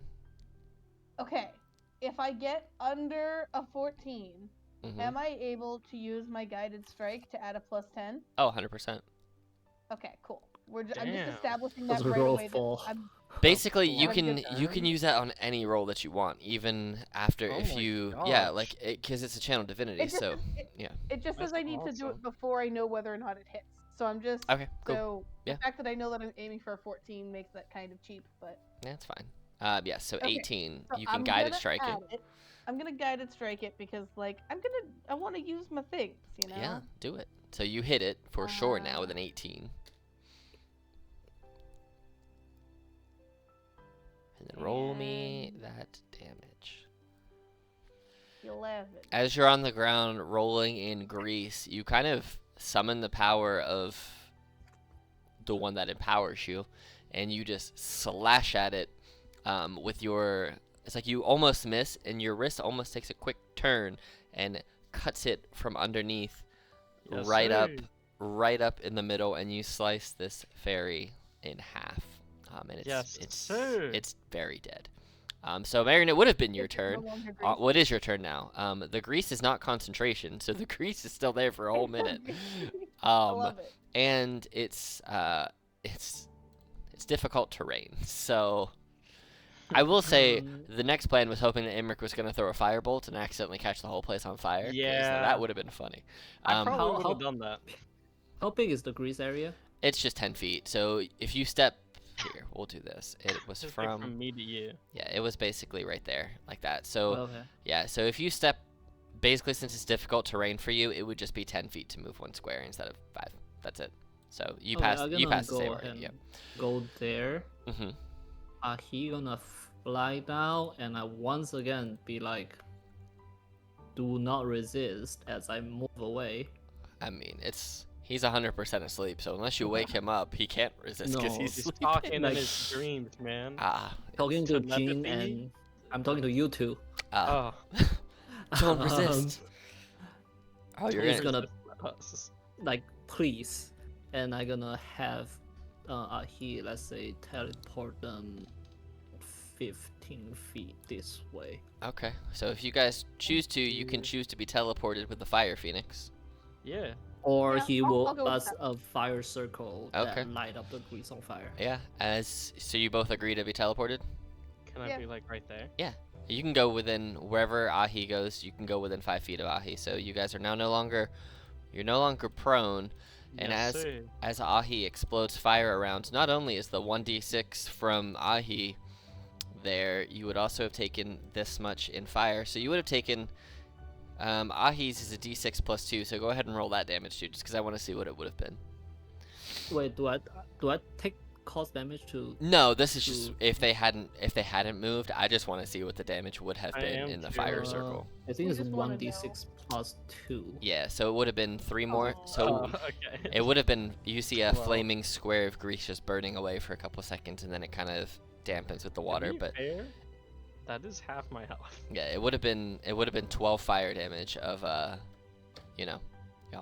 Oh. So you still have your action, Marin, because all you did was move and then have Ahi move them. So if there's anything you want to do with your action, you have that. Otherwise, Do I know do I know enough magic here to detect need to work person that's awake? Creature that's awake? you want to wake him up? Is that what you're asking? You kind of broke up. a I little want bit. to cast detect thought. Oh, on, you on can- the fairy. On the yeah. On the Nilbog there, the little goblin boy. Yeah. Oh yeah, you Yeah. can totally cast detect thoughts on the sleeping creature. You'll catch whatever's in their dreams. Okay, then I will probably try to get something that's more useful than their dream right now. What? Dreams are awesome. Detect thoughts also lasts for a minute, so if someone else wakes them up, you'll get all those thoughts too. So if you want to Hey, cast Oh. it, you have that going Quick for you. dream look and then Yeah. wake them up. I will use I- my telepathic key to cast my detect thought instead of burning a spell slot. Okay, cool. So you can so you immediately get the surface level thoughts. Now, if you want to dig deeper when it comes back around to you, then they'll roll the save against it. But Mhm. I'll say if he's still asleep at that point, then you can dig deep into the dreams, and there's just no save to pass. But it only lasts 1 round when you do it that way. This way, it Okay. lasts for 10. So on the immediate Um, surface of their dream, as you cast detect thoughts, you see that this little Nilbog, as well as the other small Nilbogs with their sticks, their staffs, and the small grouping of fairies, you see them talking to a dark or bright purple skinned half-orc, fitting the description of the one that was given to you by the fairies up above. As you're seeing and hearing their dreams, you hear the conversation that they are being employed to come to this area and to protect it. You see that the conversation's happening in what sounds like it's probably night because there's no surrounding noises. It's very, very quiet.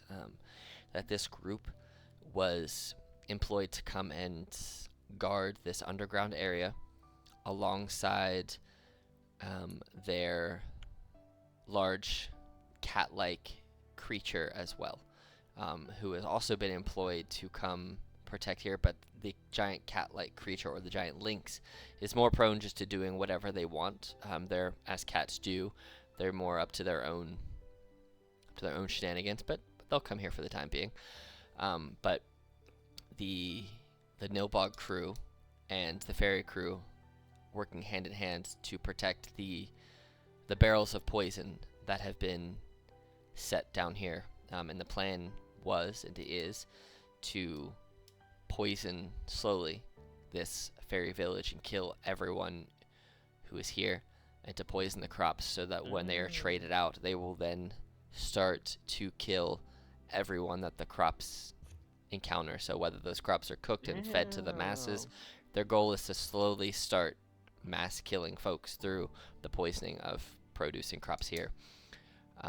And at that point, you guys wake him up, and we're gonna come out of like initiative order, so you guys can kind of do what you want as you need to, but you still have the tech thoughts going, and you do wake him I up. would just like to be holding on to him real tight.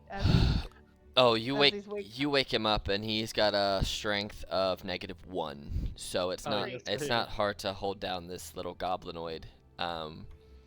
But you hold him down as he wakes up, and you hear crap, and he goes to like try and squirm away, but he can't because you're holding him down. And you hear thoughts. The immediate thoughts are of fear and panic and oh shit. I'm gonna get fired. Where's my crew? Oh crap, they're all dead. I'm next. Oh crap. Oh, yeah. So- I guess if the detect thought catch these, I will. Oh, that for sure catches. 'Cause Okay. that's like the immediate surface level thoughts of just panic, panic, panic. You almost start to feel like you're having an anxiety attack or a panic attack, but you know that's the thoughts of the Nilbog right in front of you. So Okay, I'm fine. Okay. I'm gonna tell Jean and Imric about the poison barrel, and for the cat creature. You say it is, obviously the cat is with the orc. So you got the feeling that the cats, the giant lynx, as they call it, was brought down here to protect the barrels, but doesn't necessarily answer to anyone in particular. It's here because, it was requested to be here. But the cat seems to, it's like it has its own personality, almost like the cat is the one who's in charge. And the cat came back. again. Okay. And I know that that creature is a. You say it's a. What did you say it is? A lynx, like a giant A cat, lynx. like a lynx. Yeah. Okay. Here, this is. You don't necessarily get images in it, but this is what it's described to look like, because it's easier for me just to show you. So, that. Okay. Do I know enough about a creature such as if I can, let's say, lure it, like, tell it, communicate with it, and have it go away with, let's say. Let me check one thing here. So, you know that, based on the thoughts, this creature here, this one that you're listening to the thoughts of, was never able to understand the cat, but the cat seemed to be able to communicate with the fairies, who then communicated with the Nilbog. So it's like they all, like the Snowbog and the fairies both spoke common, but the fairy and the cat spoke a language. They shared a language, so the fairy basically translated back and forth between all of them, or the fairies did. So they could all communicate, but it was secondhand between the lynx to the Nilbogs and the Nilbogs to the lynx. But the fairies understood everything that was happening. So, Okay. I would like to, now that he's awake, I would like to be like, hey, do you know Grazrenew? Oh, Presumably that's what you've been seeing in visions, but Jean doesn't know all that. oh, you mean the big purple guy? That's Purple guy. the big purple guy that was employing us to work here and to protect the poisons. Yes, I do. Does he need to be punished? Yes. Do you need to be punished? Well, you've already killed all my friends, so I think that's punishment enough for me. Imber just gets ready with a firebolt. Please, don't kill me, please. What do you think, Gene? Point us to where we are. Maybe that can pay adapt. Do you know where he went? He went And the east. cat? He went east. Oh, the cat's in the house over there. I don't care about the cat. Oh, It's a big ass cat. It's dangerous. Yeah, it does sound Oh, dangerous. the cat's probably not gonna fight you. The cat's just sleeping. The cat likes to sleep a lot. If you just walked up and said hi, it would probably just say hi back. If you could speak its language. I can't, but the fairies could. That does sound like a cat. Yeah, it was the boss, turns out. East. What's east from here? Just more towns. He just said he was going east, that he had more business to accomplish than he had some, I don't know, coworkers, colleagues to meet up with to continue the plan. I don't know. He only filled us in with what we needed to know, which was protecting this little underground area for these poison barrels. And apparently we didn't do that too well, because you just slaughtered all of us. I would like to not die. You didn't do your job very well. You're that right. means you should be punished. You're right, I decided to take a nap for some reason. I don't know why I felt the urge to sleep, but it felt good, and now I'm gonna die, I think, and I'm not happy with that idea. Please don't kill me. Nap time is good. You're right, it is. Nap Oh. time. As he's speaking these things, Marin, you're hearing the thoughts, the surface thoughts of, oh, I'm gonna die. I don't want to die. I hope I don't die. But they're probably going to kill me. I should make peace with whatever god I believe in, which is none. And he's going through a Rolodex of gods in their head to try and find one that he thinks might accept him into the afterlife. He's just not clinging on to any. But he's Yeah. slowly trying to prepare for his own demise, but does not want to be dead. So You Okay. know, this guy was just trying to do a job. I don't think. But he didn't do his job, and therefore he should be punished. Well, Well, he's helping us right now. I mean, have you ever not like killed someone? Have you ever messed up a job? No, if I had, I'd be dead. That's what happens when you mess up. I don't. That's not what usually happens when you mess. Really, severe punishment. I'm pretty sure that's usually what happens when you mess up. Marin, does that usually happen when you mess up? Well, I mess up pretty horribly, and here I am. Yeah. normally, think- normally when we mess up, we just don't get paid, and we don't get Yeah, hired see, by them again. That's a pretty big punishment. Plus, his friends are all dead. Yeah, those were actually my. Well, we were all kind of a found family, and we had nobody else, and you've just taken them all away from me. At this point, I will just telepathically say to tell your friend. I mean, family is even better, man. You've killed all my found family. I had nobody else. So This guy's all alone. Can I like insight check that? he's telling the truth. Marin, you can tell Cool. by detect thoughts he's definitely not lying. That was his found family, and you murdered all of them. Good. Yeah, and I will just try to say the same thing to Jin. How about give them to the locals, and they can do what they want. Oh, punishment from the locals. I like it. Yeah. Hopefully they won't kill him. All right, I'll take jail time. So the cat is in the house, and Yes. the orc is not here, not down here. Correct. Well, if the orc's not here, we can then head back on it. Well, you do know that they were poison hired to barrel? protect the poison barrels, and that's what they asked you to come and do. So you can either choose to take care of that or not. That is your choice. We just killed everyone and didn't do the poison barrels. That would be kind of funny. On brand. Kind of funny. I'll break it and put in the water. Anyway, Yeah. I will just kind of tap Jean and be like, just let him, let the village deal with him. They are waiting in the exit. They will find him when he leave. I guess it's persuasion. See if I can. Ooh. I mean, that's up to you. Do you want to be persuaded to go and see the cat? And no, I'm persuading him. To let this guy Persuading live. Jin to let this little guy Oh, go. to let him go. And the fairy out there will be dealing with him. That's fair. You don't have to make a persuasion roll against it if you don't want to. So my thing with like trying to convince a player to do it is if you have stated your case, you can as a player character choose how you want to react to it. So you can choose to, be persuaded or choose to react however you feel Genevieve would choose to react. So Okay, so I feel like on a fundamental level, Jean is persuaded, but I don't think she wants to just let this guy go. fair.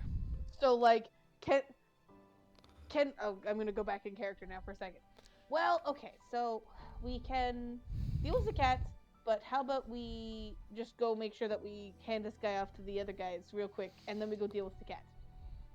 How about we could bring him along and like if there's any hidden barrels he could show us. Also okay with that. Do I detect any thought about hidden I- barrel other than the one that's other than the few that he already kind of point out? All you hear from all you hear from his thoughts is, I might survive. I could live. All I have to do is show them where the 4 barrels are, and I think I can live. Cool. I can make this. I can survive this. That's what you hear. He's got it, man. He's got it. I ask him. He sees hope. How many have barrel there names? is? There's 4. There's 4 barrels. Where are they? They're in the house with the cat. Bro, with the cat. Well, it's not really like a small cat. It's like a big cat. It's like a small lion, lynx, bobcat, jaguar size-ish kind of thing. If we sent you up there, would he be okay if you took the barrels? No, he would kill me. He also doesn't like me very much. I don't know if he likes me. I can't talk to him. He speaks a language I don't understand. The fairies had to talk What- to them. What does he like? Naps. Naps and sleeping. Clearly. Does he like to eat anything? Yeah, probably the fish that are in the little fish pond there at the house. Hmm. We give him a welcoming gift. I mean, the cat isn't inherently violent unless provoked. So, I mean, if you can speak the cat's language, the cat might just be friendly, I guess. I don't know. Do you know what language the cat speaks? He doesn't know. No, but the fairies could speak with them, and we could speak to the fairies. Do I have any knowledge what language fairies Fairies speak? are dead. Yeah. Roll. I mean, Say a if- wisdom check I or a assume history it's check. assuming that's not anything that I have no, but like. Can I do that? Yeah, as you can all roll a history or a wisdom check. well? History. I'm gonna do with no. I'm Bro, gonna do I history. literally have expertise in it. Well, then you can roll with advantage since you. I Well, so you know. So I with can wisdom, cast you comprehend can. language. I was gonna say, you know that with comprehend language, you can literally understand any language. Yeah, You just can't but speak can- it. But Can I? Okay. with a gotcha. 21 wisdom, Marin, you would imagine that you know that a lot of fey creatures speak Sylvan. So you would imagine that the fairies, if there's that they obviously spoke common, if they could speak to this thing, which is speaking to you in I- common. I got so exciting for a second because I thought I speak Yes, Oh. instead of we- me. you could do that too. Shoot, we both need to speak it. Telepathic connection. Yeah, we both need to yes. speak it. Yes, but with comprehend languages, technically, I would say if you cast comprehend languages and you spoke to it telepathically, then you could speak with it. So you Okay. could roundabout way your way into it. Okay. You like But you know that it's based on Marin. You would imagine that this thing speaks Sylvan, at least Sylvan, Okay. maybe more, Any but of at you least Sylvan. I asked Jin and Emrek, any of you guys speak Sylvan? that? No, sir. No. I also do have a spell that might be able to help us. Well, two. I don't know if you guys know spells, but I got comprehend languages and suggestion. So, Oh, great. I got Trump person. Here we go. I have command. oh There you yeah, go. we'll be Um, fine. We could just really quickly take these. Yeah. Take these guys. Okay. So you're gonna go over to the giant lynx, try and find him, talk to him. More so the barrels. Like, I Okay. think the best case is try to sneak them all out while it's still sleeping, Okay, you can certainly try to do that. and Um, then we can do the backup options. Murder. okay. All right. Well, Kill Murder. everything. Murder is a backup option. let's take a quick break so I can go to the bathroom and eat a quick snack. So let's say we come back at 11:20, so in like 7 minutes. Oh, yeah. Okay. Yeah. Cool, cool. I thought you say in an hour, but Oh no, in 7 minutes from now. So, Um, all right, we're back. And you guys wanted to drag this guy with you over to the cat house? Is that the plan? Yeah. All right. Well, let me do this. I'll just drag you all over to the cat house because it'll make it easier. So you guys all go through here, and you find the big house. Whoa. Oh yeah. is it There a is it cat? possible in the progress I kind of asked Jin on how her locate creature has changed? As you get closer to this, you feel like the shades of this creature pulse a little stronger in towards this house than you have felt so far. So you feel like this house is kind of where it was leading you to. We are going in the right direction. Mm-hmm. And you see the door is closed. You see the 5 attachments to this house, each off their little dock. One of them is a pool with fish in it, and the other 4 are covered little mini lodgings, all attached to this big house in the middle. And as you all approach, Can I try to catch fish? oh, 100%. Go down and give me a we'll say either athletics or sleight of hand check to try and snag a fish. You go in and you go to grab and you just make a big splash. And when you splash, That's about right. Oh shit. When they splash? when they splash, not you good. see the door of the house swings open. And there's some light trailing from inside the house. And you hear a giant yawn. And you see, as your eyes kind of adjust to the house, you see there is a giant cat-like creature inside the house. Let me make the token bigger, but he's not quite that big, but he's big enough that he fills up a lot of the house. And he's just yawning and stretching. And as light kind of fills it more, you see there is a couch and a bed behind them. There's a small kitchenette behind them, and a chair. And looking up at all of you, they kind of look at you confusingly. This cat just goes, "Salut." Genevieve, you recognize this as a greeting in Yeah. Giant that says hello. Yeah, What 100%. the- Sorry, real life me was having a moment there of like, why does the cat speak giant? It's a giant kitty. Oh my god. I'm gonna take a step forward and I'm gonna be like, bonjour. Do I think this is a boy cat or girl cat? You don't know. Monsieur le chat. Comment ça va? Let me ask you this, Imric. Have you cast Comprehend Languages prior to arriving over here? No, Okay. but I speak giant. Do you? I do. Oh, well then you fully understand the conversation that's happening. Hell yeah. I'm confused as hell. You are confused as hell. I'll be with Marin and I'll just be like, they're just having a chat. They speak the same language. Yes. Basically, so far, the cat Thank has you. said hello, and then Genevieve has said, you can tell them what you said. I said, hello, Mr. Cat. How are you? The cat goes, ça va bien. Je m'appelle François. Comment t'appelles-tu? No shot. No The- shot, Alex. The cat says, hello. How are you? My name is Francois. What's your name? Je m'appelle Geneviève. Voici Imric. Marin. Oh shoot, what's the little fire guy's name? Ahi. Ahi.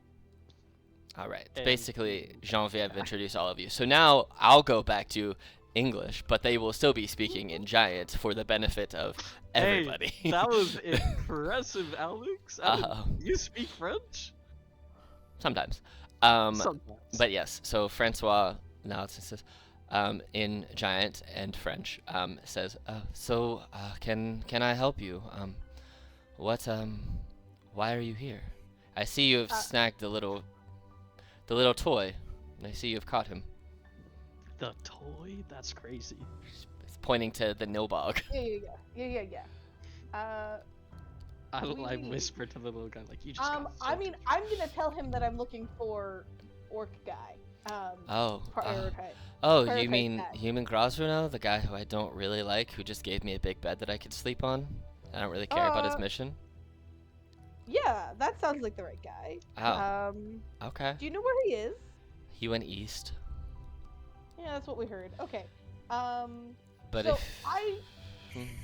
all I really care about is that guy. But I feel like these guys are gonna want to deal with the fact that something's poisoning the something. Oh, you mean these things? And he like slaps his big paw on the ground, and you see that doors in front of all of these little things open up, and inside you see wafting out is like this green-black smoke. Yeah, that stuff. I mean, you can go ahead and destroy it. I don't care. I just like this couch. Damn, what? Do I believe him? He's a cat. You can choose to believe him if you want. That's way too easy. I mean, okay. Here's the thing: is I don't trust any cat. You can roll an insight check. Like cats are very untrustworthy to me. This That's cat true. doesn't seem to care. Cool. What's funny is, let me see if I can. Huh. So, do you want to know what the cat has been doing the whole time that you guys were fighting and that it was sleeping? Absolute. Well, it was sleeping. Here's what it was doing the whole time, because it can once a day just cast clairvoyance. So it was just sitting there watching all of this happen. No way. Yeah. Love it. Yeah. This guy's such a cool. Oh my gosh. Okay, But- Francois is my favorite cat. And I don't even like cats. Well, how about this? I'll make you a trade. I will let you destroy the poisons or get rid of them or do whatever you want, because I don't care. If you give me my toy, and he points at the Nilbog. Ooh. Oh, deal. And then looks to you guys like Ugh. maybe I shouldn't make all the deals, but like Yeah, this guy doesn't deserve that. I'm not gonna kill him, I'm just gonna play with him. I look at Jin and be like, "Is that what you're looking for?" You have to locate creatures. I oh, that's a good point. I feel like this is not who I'm looking for, presumably, It doesn't seem to be. based on. But you do- But is there anything else that's sort of like pinging? You do see, as you're kind of staring at Francois, there is a collar around Francois's neck that seems kind of out of place. It's like this black and green collar that you see every now and again. You see like the skin kind of around it, and the fur is kind of mottled and kind of looks like it's worn away a little bit. And every now and again, Francois kind of tries to like pick at it and take it off, but can't seem to get it off. But it's not. He's not putting up such a Tell me fuss about that it. collar? Oh, this is this is what Grazrenu put on me to ensure that I would protect his poisons, which is why I don't care if you destroy the poisons. But this thing might force me to attack you, so if you can get it off of me, it might be a better indicator of how you can find him and get rid of him. But you can also destroy his poisons. I don't care. I like this I couch. would This is really love all to I try want. to get it off. I mean, a good couch is worth it. If we get I it would off, like to like put my sword away 100% like non-aggressively approach the kitty cat to take a look at the thing and see if there's an obvious way that I can try and like rip it off. Okay. I will follow Jin. Yeah. I mean, Why not? it looks like there doesn't look to be like a buckle or a brace or anything. It looks to be one big band. But the band seems to be fused of like iron of sorts. But as you look at it, go ahead and everyone who comes up here, it could be you as well, Emmerich, if you want. Yeah. Anyone who's looking at this can either make me an insight or an arcana check, whichever one you are more proficient with. And if you're proficient with arcana, you can do it with advantage. ooh, the +1 with Arcana with advantage, or just +3 insight.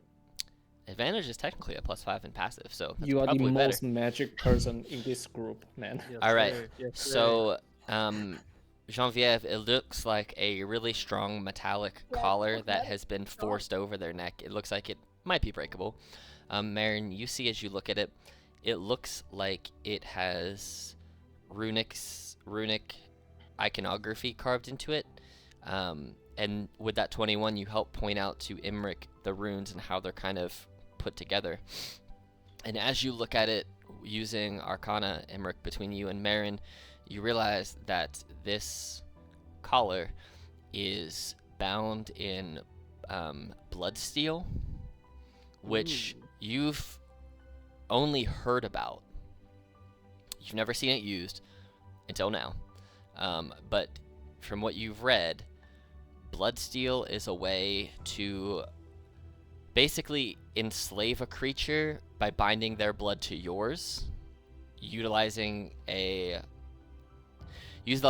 item to enforce that control. So they might have this collar on, for example, but the other person who has enforced this enslavement on them likely has a tool or a ring or something that they can basically command them from a distance by just thinking it and activating the item that they have.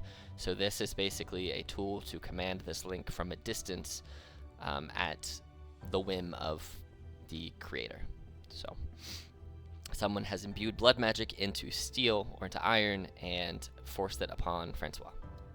So, Oh shoot. but you can also see Marin, as much as Francois is holding it together, you can see that there's like a little twitch, and Francois is starting to get a little agitated that he can't get it off, and it's like it's starting to, the urge to let go and just lean into whatever is happening to him is increasing. So certainly would not be opposed to you trying to take it off of him. So Yeah. Okay. So Oh. like in things that we can use to take it off of him, Mhm.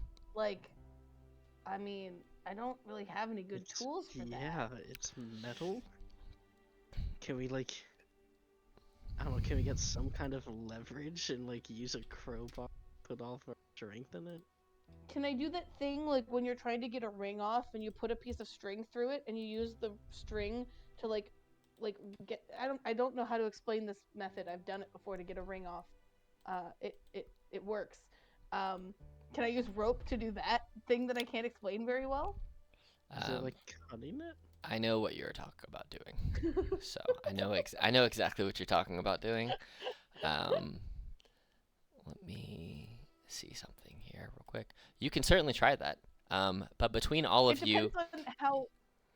you have strength, you have magic, you have other capabilities. There are lots of things you could certainly try to. I mean, I'm totally willing to just try a good old strength as well, mean, because I yeah, feel I like don't- that's more effective than my. Go ahead and not- try. So here's what we'll say. If you're doing just straight strength with no other benefits, just up front to see if you can do it, it would be a DC 25, but you can do it at advantage because you're just straight using the brute force of being a Goliath. So if you can roll a 25 off the rip with advantage, you can just snap this thing in half. With plain strength. I can't. Plain. Well, it's athletics, so athletics at Okay, advantage. I need a nat 20 with athletics. Off the rip at advantage, you could do it. It's possible. It is It's possible. 5% we- chance. We'll give it a try. Yeah, I mean, worst comes to worst, it doesn't work, and you try something else. I guess. I should prepare guidance.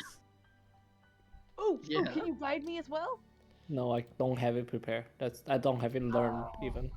You gotta I don't- learn it, can, bro. like, Does giving a Oh. crowbar help at all? You could. Blast is only attacks. Damn Like- it. I mean, a crowbar probably wouldn't give you the leverage without actually causing damage to Francois. 'Cause I mean, Francois is he willing to take it? Like, probably. You mean you could try. I can't promise that Francois like- wouldn't claw you. yeah, can we like tell him like, hey, we might know how to get it off, but it could probably hurt a bit. I will put my hand on the cat if I can either cast.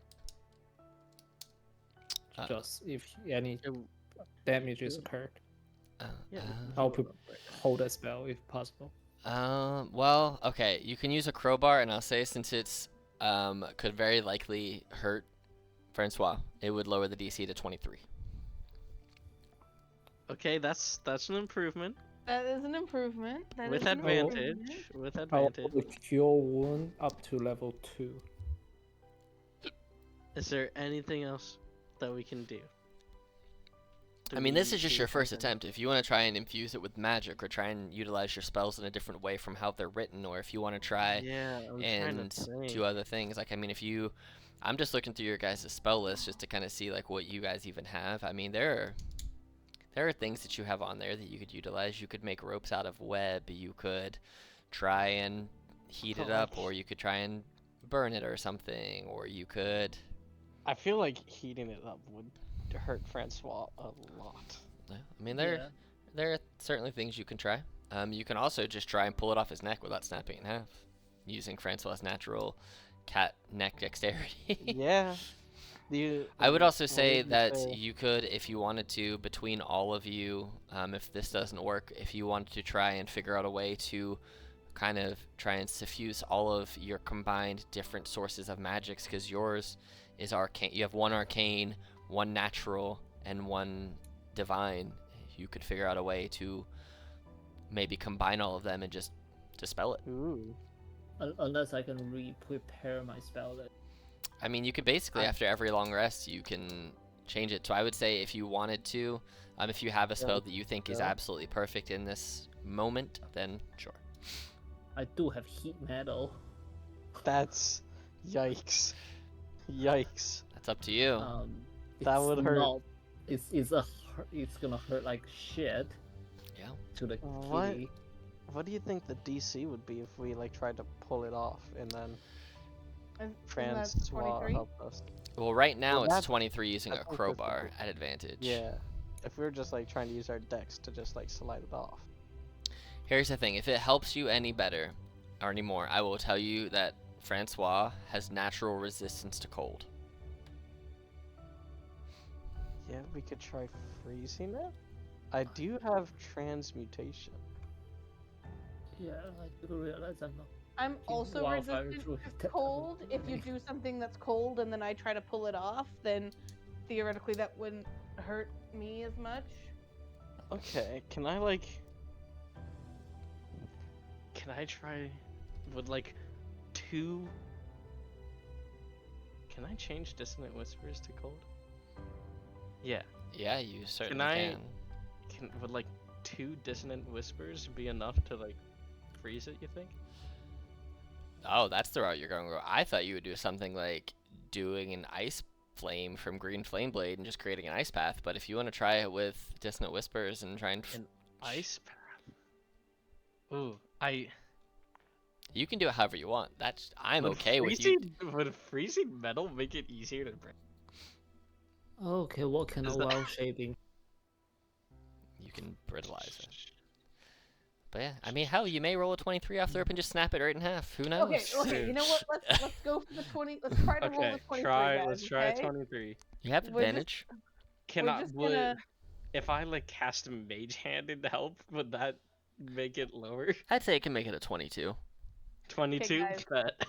Okay, so guys, 22. I need to roll a 17. You got this. You got You got advantage. ready? That's fine. You have advantage. You got Are you this. ready? I'm ready. I'm ready. Oh, that's not it. Nope. Close. You were Oof. close. Pretty close, Pretty but close. it's no cigar. I have a hammer. Did that do any damage to Francois? It did not. I have Cool. oil. If I like lather him up in Actually, Would in that my make it- inventory, Mm. I don't know if these have already expired, but I have in my inventory that I have 6 good berries, and I would just like to give them to Francois in case, oh, like, just as a snack, or Okay. like in case he takes any damage, like to be like, hold Sure. on to these just for a sec. Yeah, sure.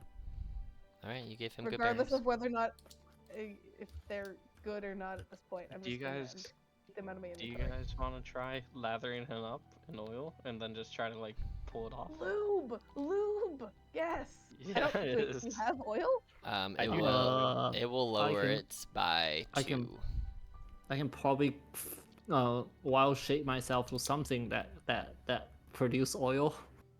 Oh, true. Yeah, we don't need to use my oil mask. What's your acrobatics, Gene? Or My Merrick? acrobatics is Yeah. -1. Okay. I have a +1. Okay, I got a +2. So if we are going like a dex route and just trying to like slide it off. I mean, it would still be. You could still use strength to slide it off because, like, if you lube Oh, up a for ring real? on your finger, you're still like pulling hard and Okay. like, getting Okay, it off. that's good. That's big. Yeah. So I mean, if you use lube to lube up the neck of Francois, it would drop the AC from 23 to 21. All right. Do we Okay, want to try okay. this? I think lube is the next go for. Can Mage Hand lower it by 1? No. Well, Mage Hand's already. Ah. That's with the Mage Hand lowering it already.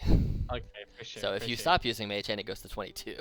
So So, I can. Do you want to wild shape or should I use my oil flask? You go ahead and use your oil, and I'm gonna Alright, get for a sure. heat to near Don't the bring oil. kitty, and shit. Oh, Or shit, can no, we if just, you like- if you put oils on. Wait, could we use Ahi to like teleport the collar away? Or Wait, I feel would like that's damage, wouldn't creature it? only, but it would damage, but it would get the collar off. But I think that's creature only. It makes sense if only creature. I mean, think about it from the other perspective. If you're holding it, you try and teleport the creature out of it. I'm gonna try it. It'll lower the DC by 1 more. So now your DC is 20. Who's Okay, so who's Wait, holding? wait. Are we doing this with the oil? Cause that's bad, right? Well, you can do it with the Oof. oil. I'll just say that it won't do damage to Francois. So you were at Okay, 21 cool. before, right? That's what I said. Yeah. Yeah. Yep. So yeah. So this will drop it to 20. So your DC with Cool. oil and strength and Ahi trying to teleport Francois out of this thing will make it a 20. Still at I advantage. will tell Jean and Imric to be like, You could got you this." tell the cat to not resist when I try to teleport? No, wait, don't you want to teleport the cat? Oh yeah. Never mind. I understand. He shall not resist.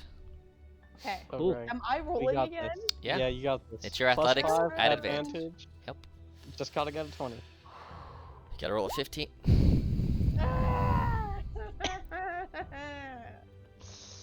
Okay. Any other solutions? Where's the cat now? Where did we We- teleport him to? He just teleported over to the fish bowl. Right over there, the fish pond. Yeah, take a little fish break. Could we try again? Yeah, I- certainly.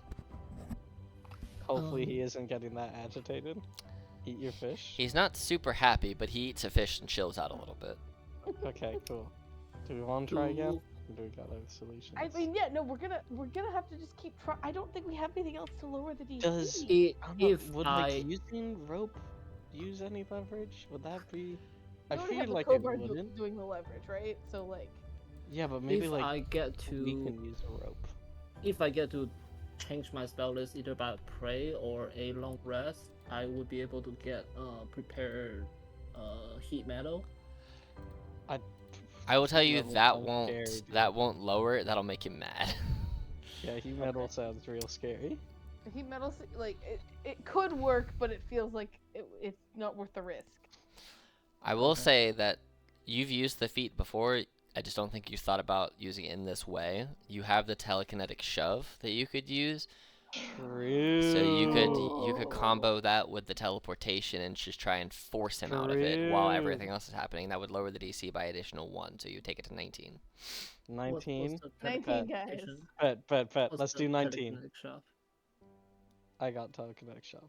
Yeah, because you both have the telepathic and telekinetic feat, so you both have each of them. Got mind stuff, man. Well, your brain stuff.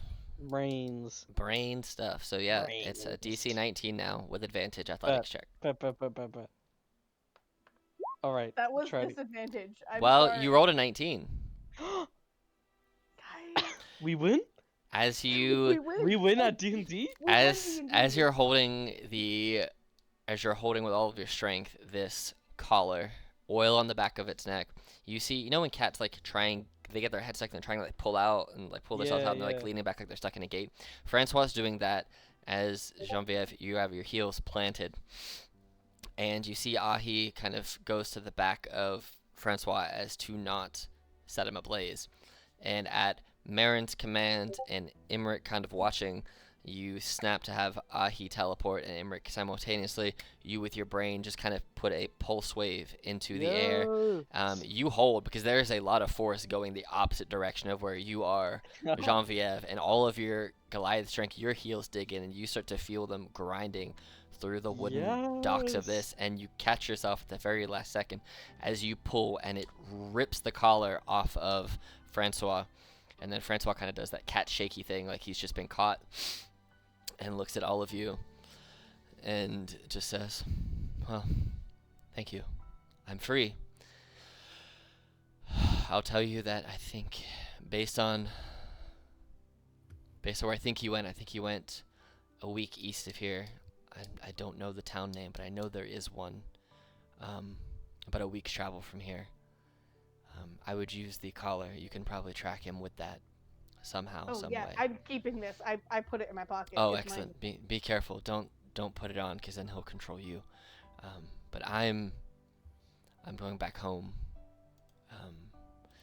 you see as he says that, he kind of shakes a little bit again, and the blue lines on his fur, this like pattern that you see on him there, you see that it kind of freezes over a little bit and it almost becomes ice-like, going back to the mountains. And you see he turns, takes a few steps and looks back over all of you one more time and gives you a nod. And then as he takes off running on all fours, you see that Guys, best kitty. 10 out of 10 kitty. he goes this way, and as he's charging away, you see that it's almost like his body turned into a snowstorm, and he just turns into a small blizzard and just poofs into snowflakes. Did he take the other guy with him that he wanted? I was really As hoping he did. walked by, just because he thought it was funny, he just kind of backhanded him a little bit and just knocked him over here, just kind of like playing with him Damn. like he's his toy. But he left the Nilbog and just turned into snow and just disappears. Have fun, kitty. All right, how do we Transform. destroy these poison things? They yeah, ju- we need they- to do it in like a contained way. They look like regular poison barrels. They almost look like someone has a beer keg and they have tapped it and the taps are just open. Or almost, if you think about it, like a maple tree that someone put a syrup tap in and they turned it on so it's slowly dripping. It's like Mhm. dripping poison into the water, not at a What if- super fast rate. What if we just turn the taps off?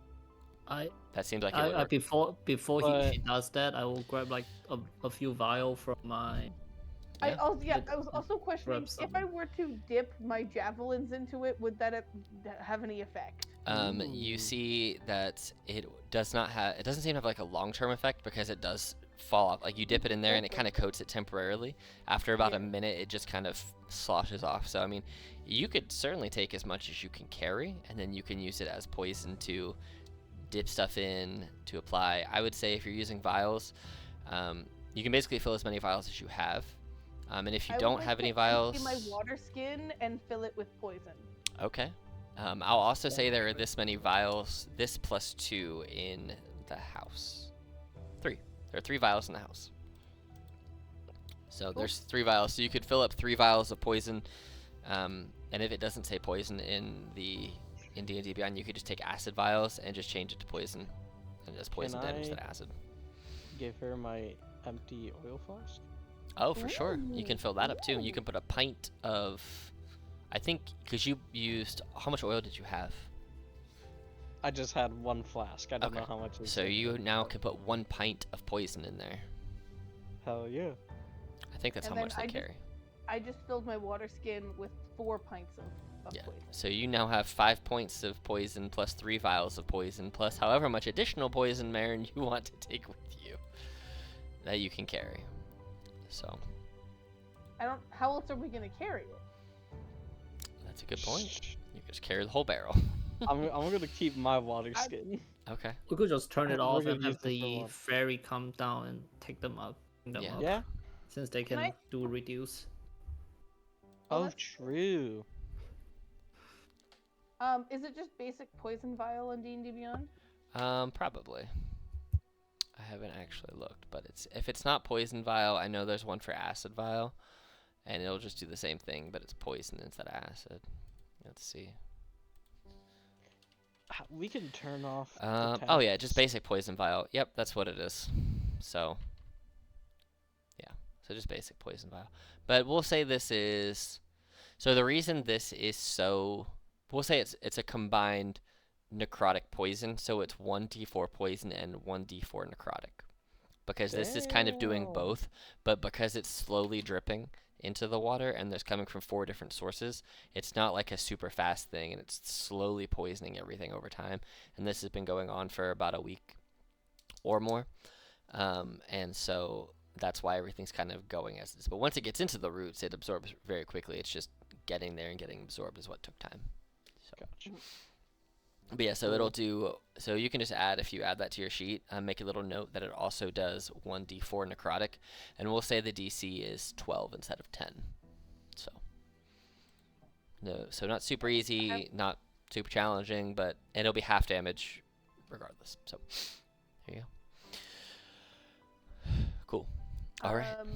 I would like to try to take one of the barrels with me, but then I realize I'm not going to get it up the stairs or the ladder. Ladder. Yeah. We can carry it to the rock if, like, to the Yeah. entrance Oh, way. If you know what? Yeah. What if? I mean, I'm with enough time. I'm strong. Can I carry all the barrels to the ladder? I will How long would try that to. take? I'll say that the barrels are probably only like 40 pounds each. So, I mean, you could probably all carry one each, and then you could come back Great. for the fourth one. Cool. Cool. So, yeah, you can. If Ahi teleport me, does it teleport the barrel with me? If you're holding the barrel, I would say yeah, because when you Okay. teleport, it teleports the stuff you are carrying or wearing. So yes, it would teleport you.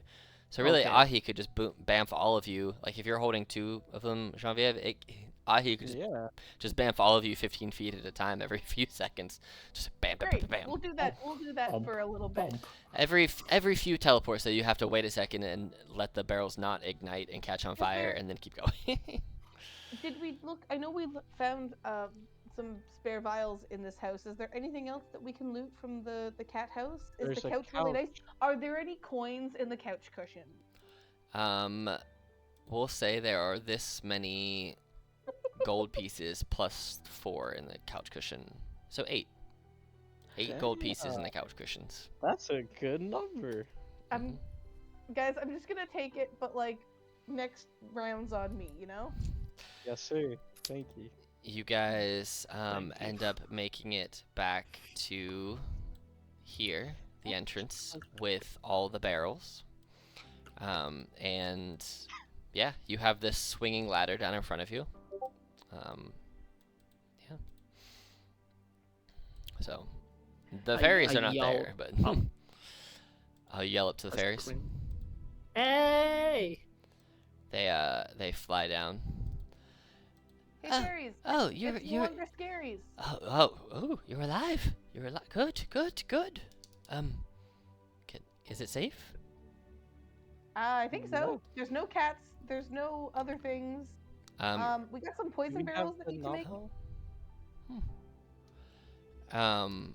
Rocky and Skylark go, and that sounds like a superhero duo. Rocky and Skylark go and fly around the inside of there, and then come back, and like they give the nod, like it's clear.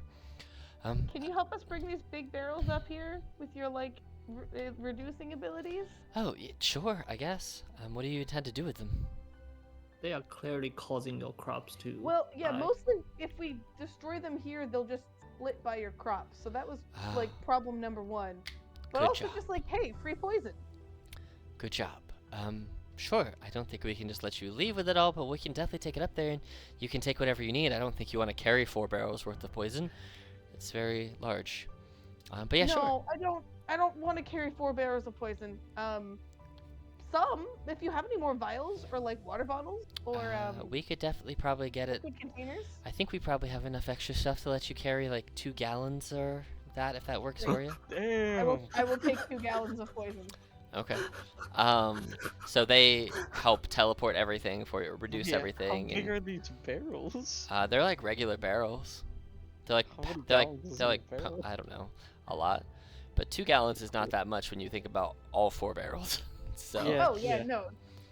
I will fully accept them giving me, 2 1-gallon milk bottles that I fill with yeah. poison. So you guys are brought back up to their little farm area. And they basically bring the barrels over here. They give you the 2 gallons worth, and then sprinkle. I'm gonna take all of this, keep reducing it some more, and then we'll take it to the leader of the town, and we will have you rewarded. Ooh, I do have the 20 gold, I think is what we said, right? Is that what we promised you?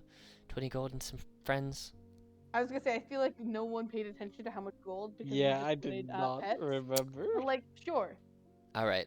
We will just we'll call it an even 30 then, and that Yeah. way you get 10 gold each. Yes, Thanks. sir. I appreciate you making the math. Yes. easy. It's for me too. I was gonna be like, that's 21. It's like 6 1/3 or 6 2/3 or something like that. I don't want to deal with that. 25 gold. Yeah. Finally. But so then they're like, oh, Rocky, go and get the friends. Go and The friends. get the friends. So you have some options now of how you want to do it, because they bring Oh back yeah, that's true. they bring back they are like, well, let's ask you this: do you prefer a friend that can fly or a friend that cannot fly? I want a flying friend. Do I? I Honestly, want like I a little prefer teeny tiny friend that's like a scarf. I'd look at Jin like and a be like, you need a fairy. dragon carry you. True. Well, one's tiny, so it's smaller than us, and one's medium. It's a dog size because it's a dog. I don't want the dog. You don't want the dog? No. Oh wait, like are we So having you like don't one like each or one cat as a group? and dog? You get to have one pet each. I just Are you serious? Yeah. This is the best game ever. So okay. Wait, are the options flying dog? it's a Valinor hound or a Valinor hawk. I don't have a picture I for want- the hawk, but this is what the dog looks like. Is it really cute? He's okay. I want the hawk. Okay, so I'm gonna. So you want the hawk, correct? What do the Yeah, I want the other? bird. What do the other two of you like? What was the other one besides the dog? A hawk. Is Oh, it I just thought those Jin was- two? Yeah. Valinor hawk and a Valinor hound, or if you want something like, it'll basically be equivalent in that. So here's my thing. What I am debating whether or not doing, and this will be up to you if you guys want to use these guys in combat or not, is you can train them to be companions, like the Tasha's Rules companion set. And they can really look like whatever you want. Ooh. So if you want a dog, a hawk, or if you want something kind of in between, like I don't know, a snake, a spider, or something like that, I'll just build it out so it's equivalent in size and stuff.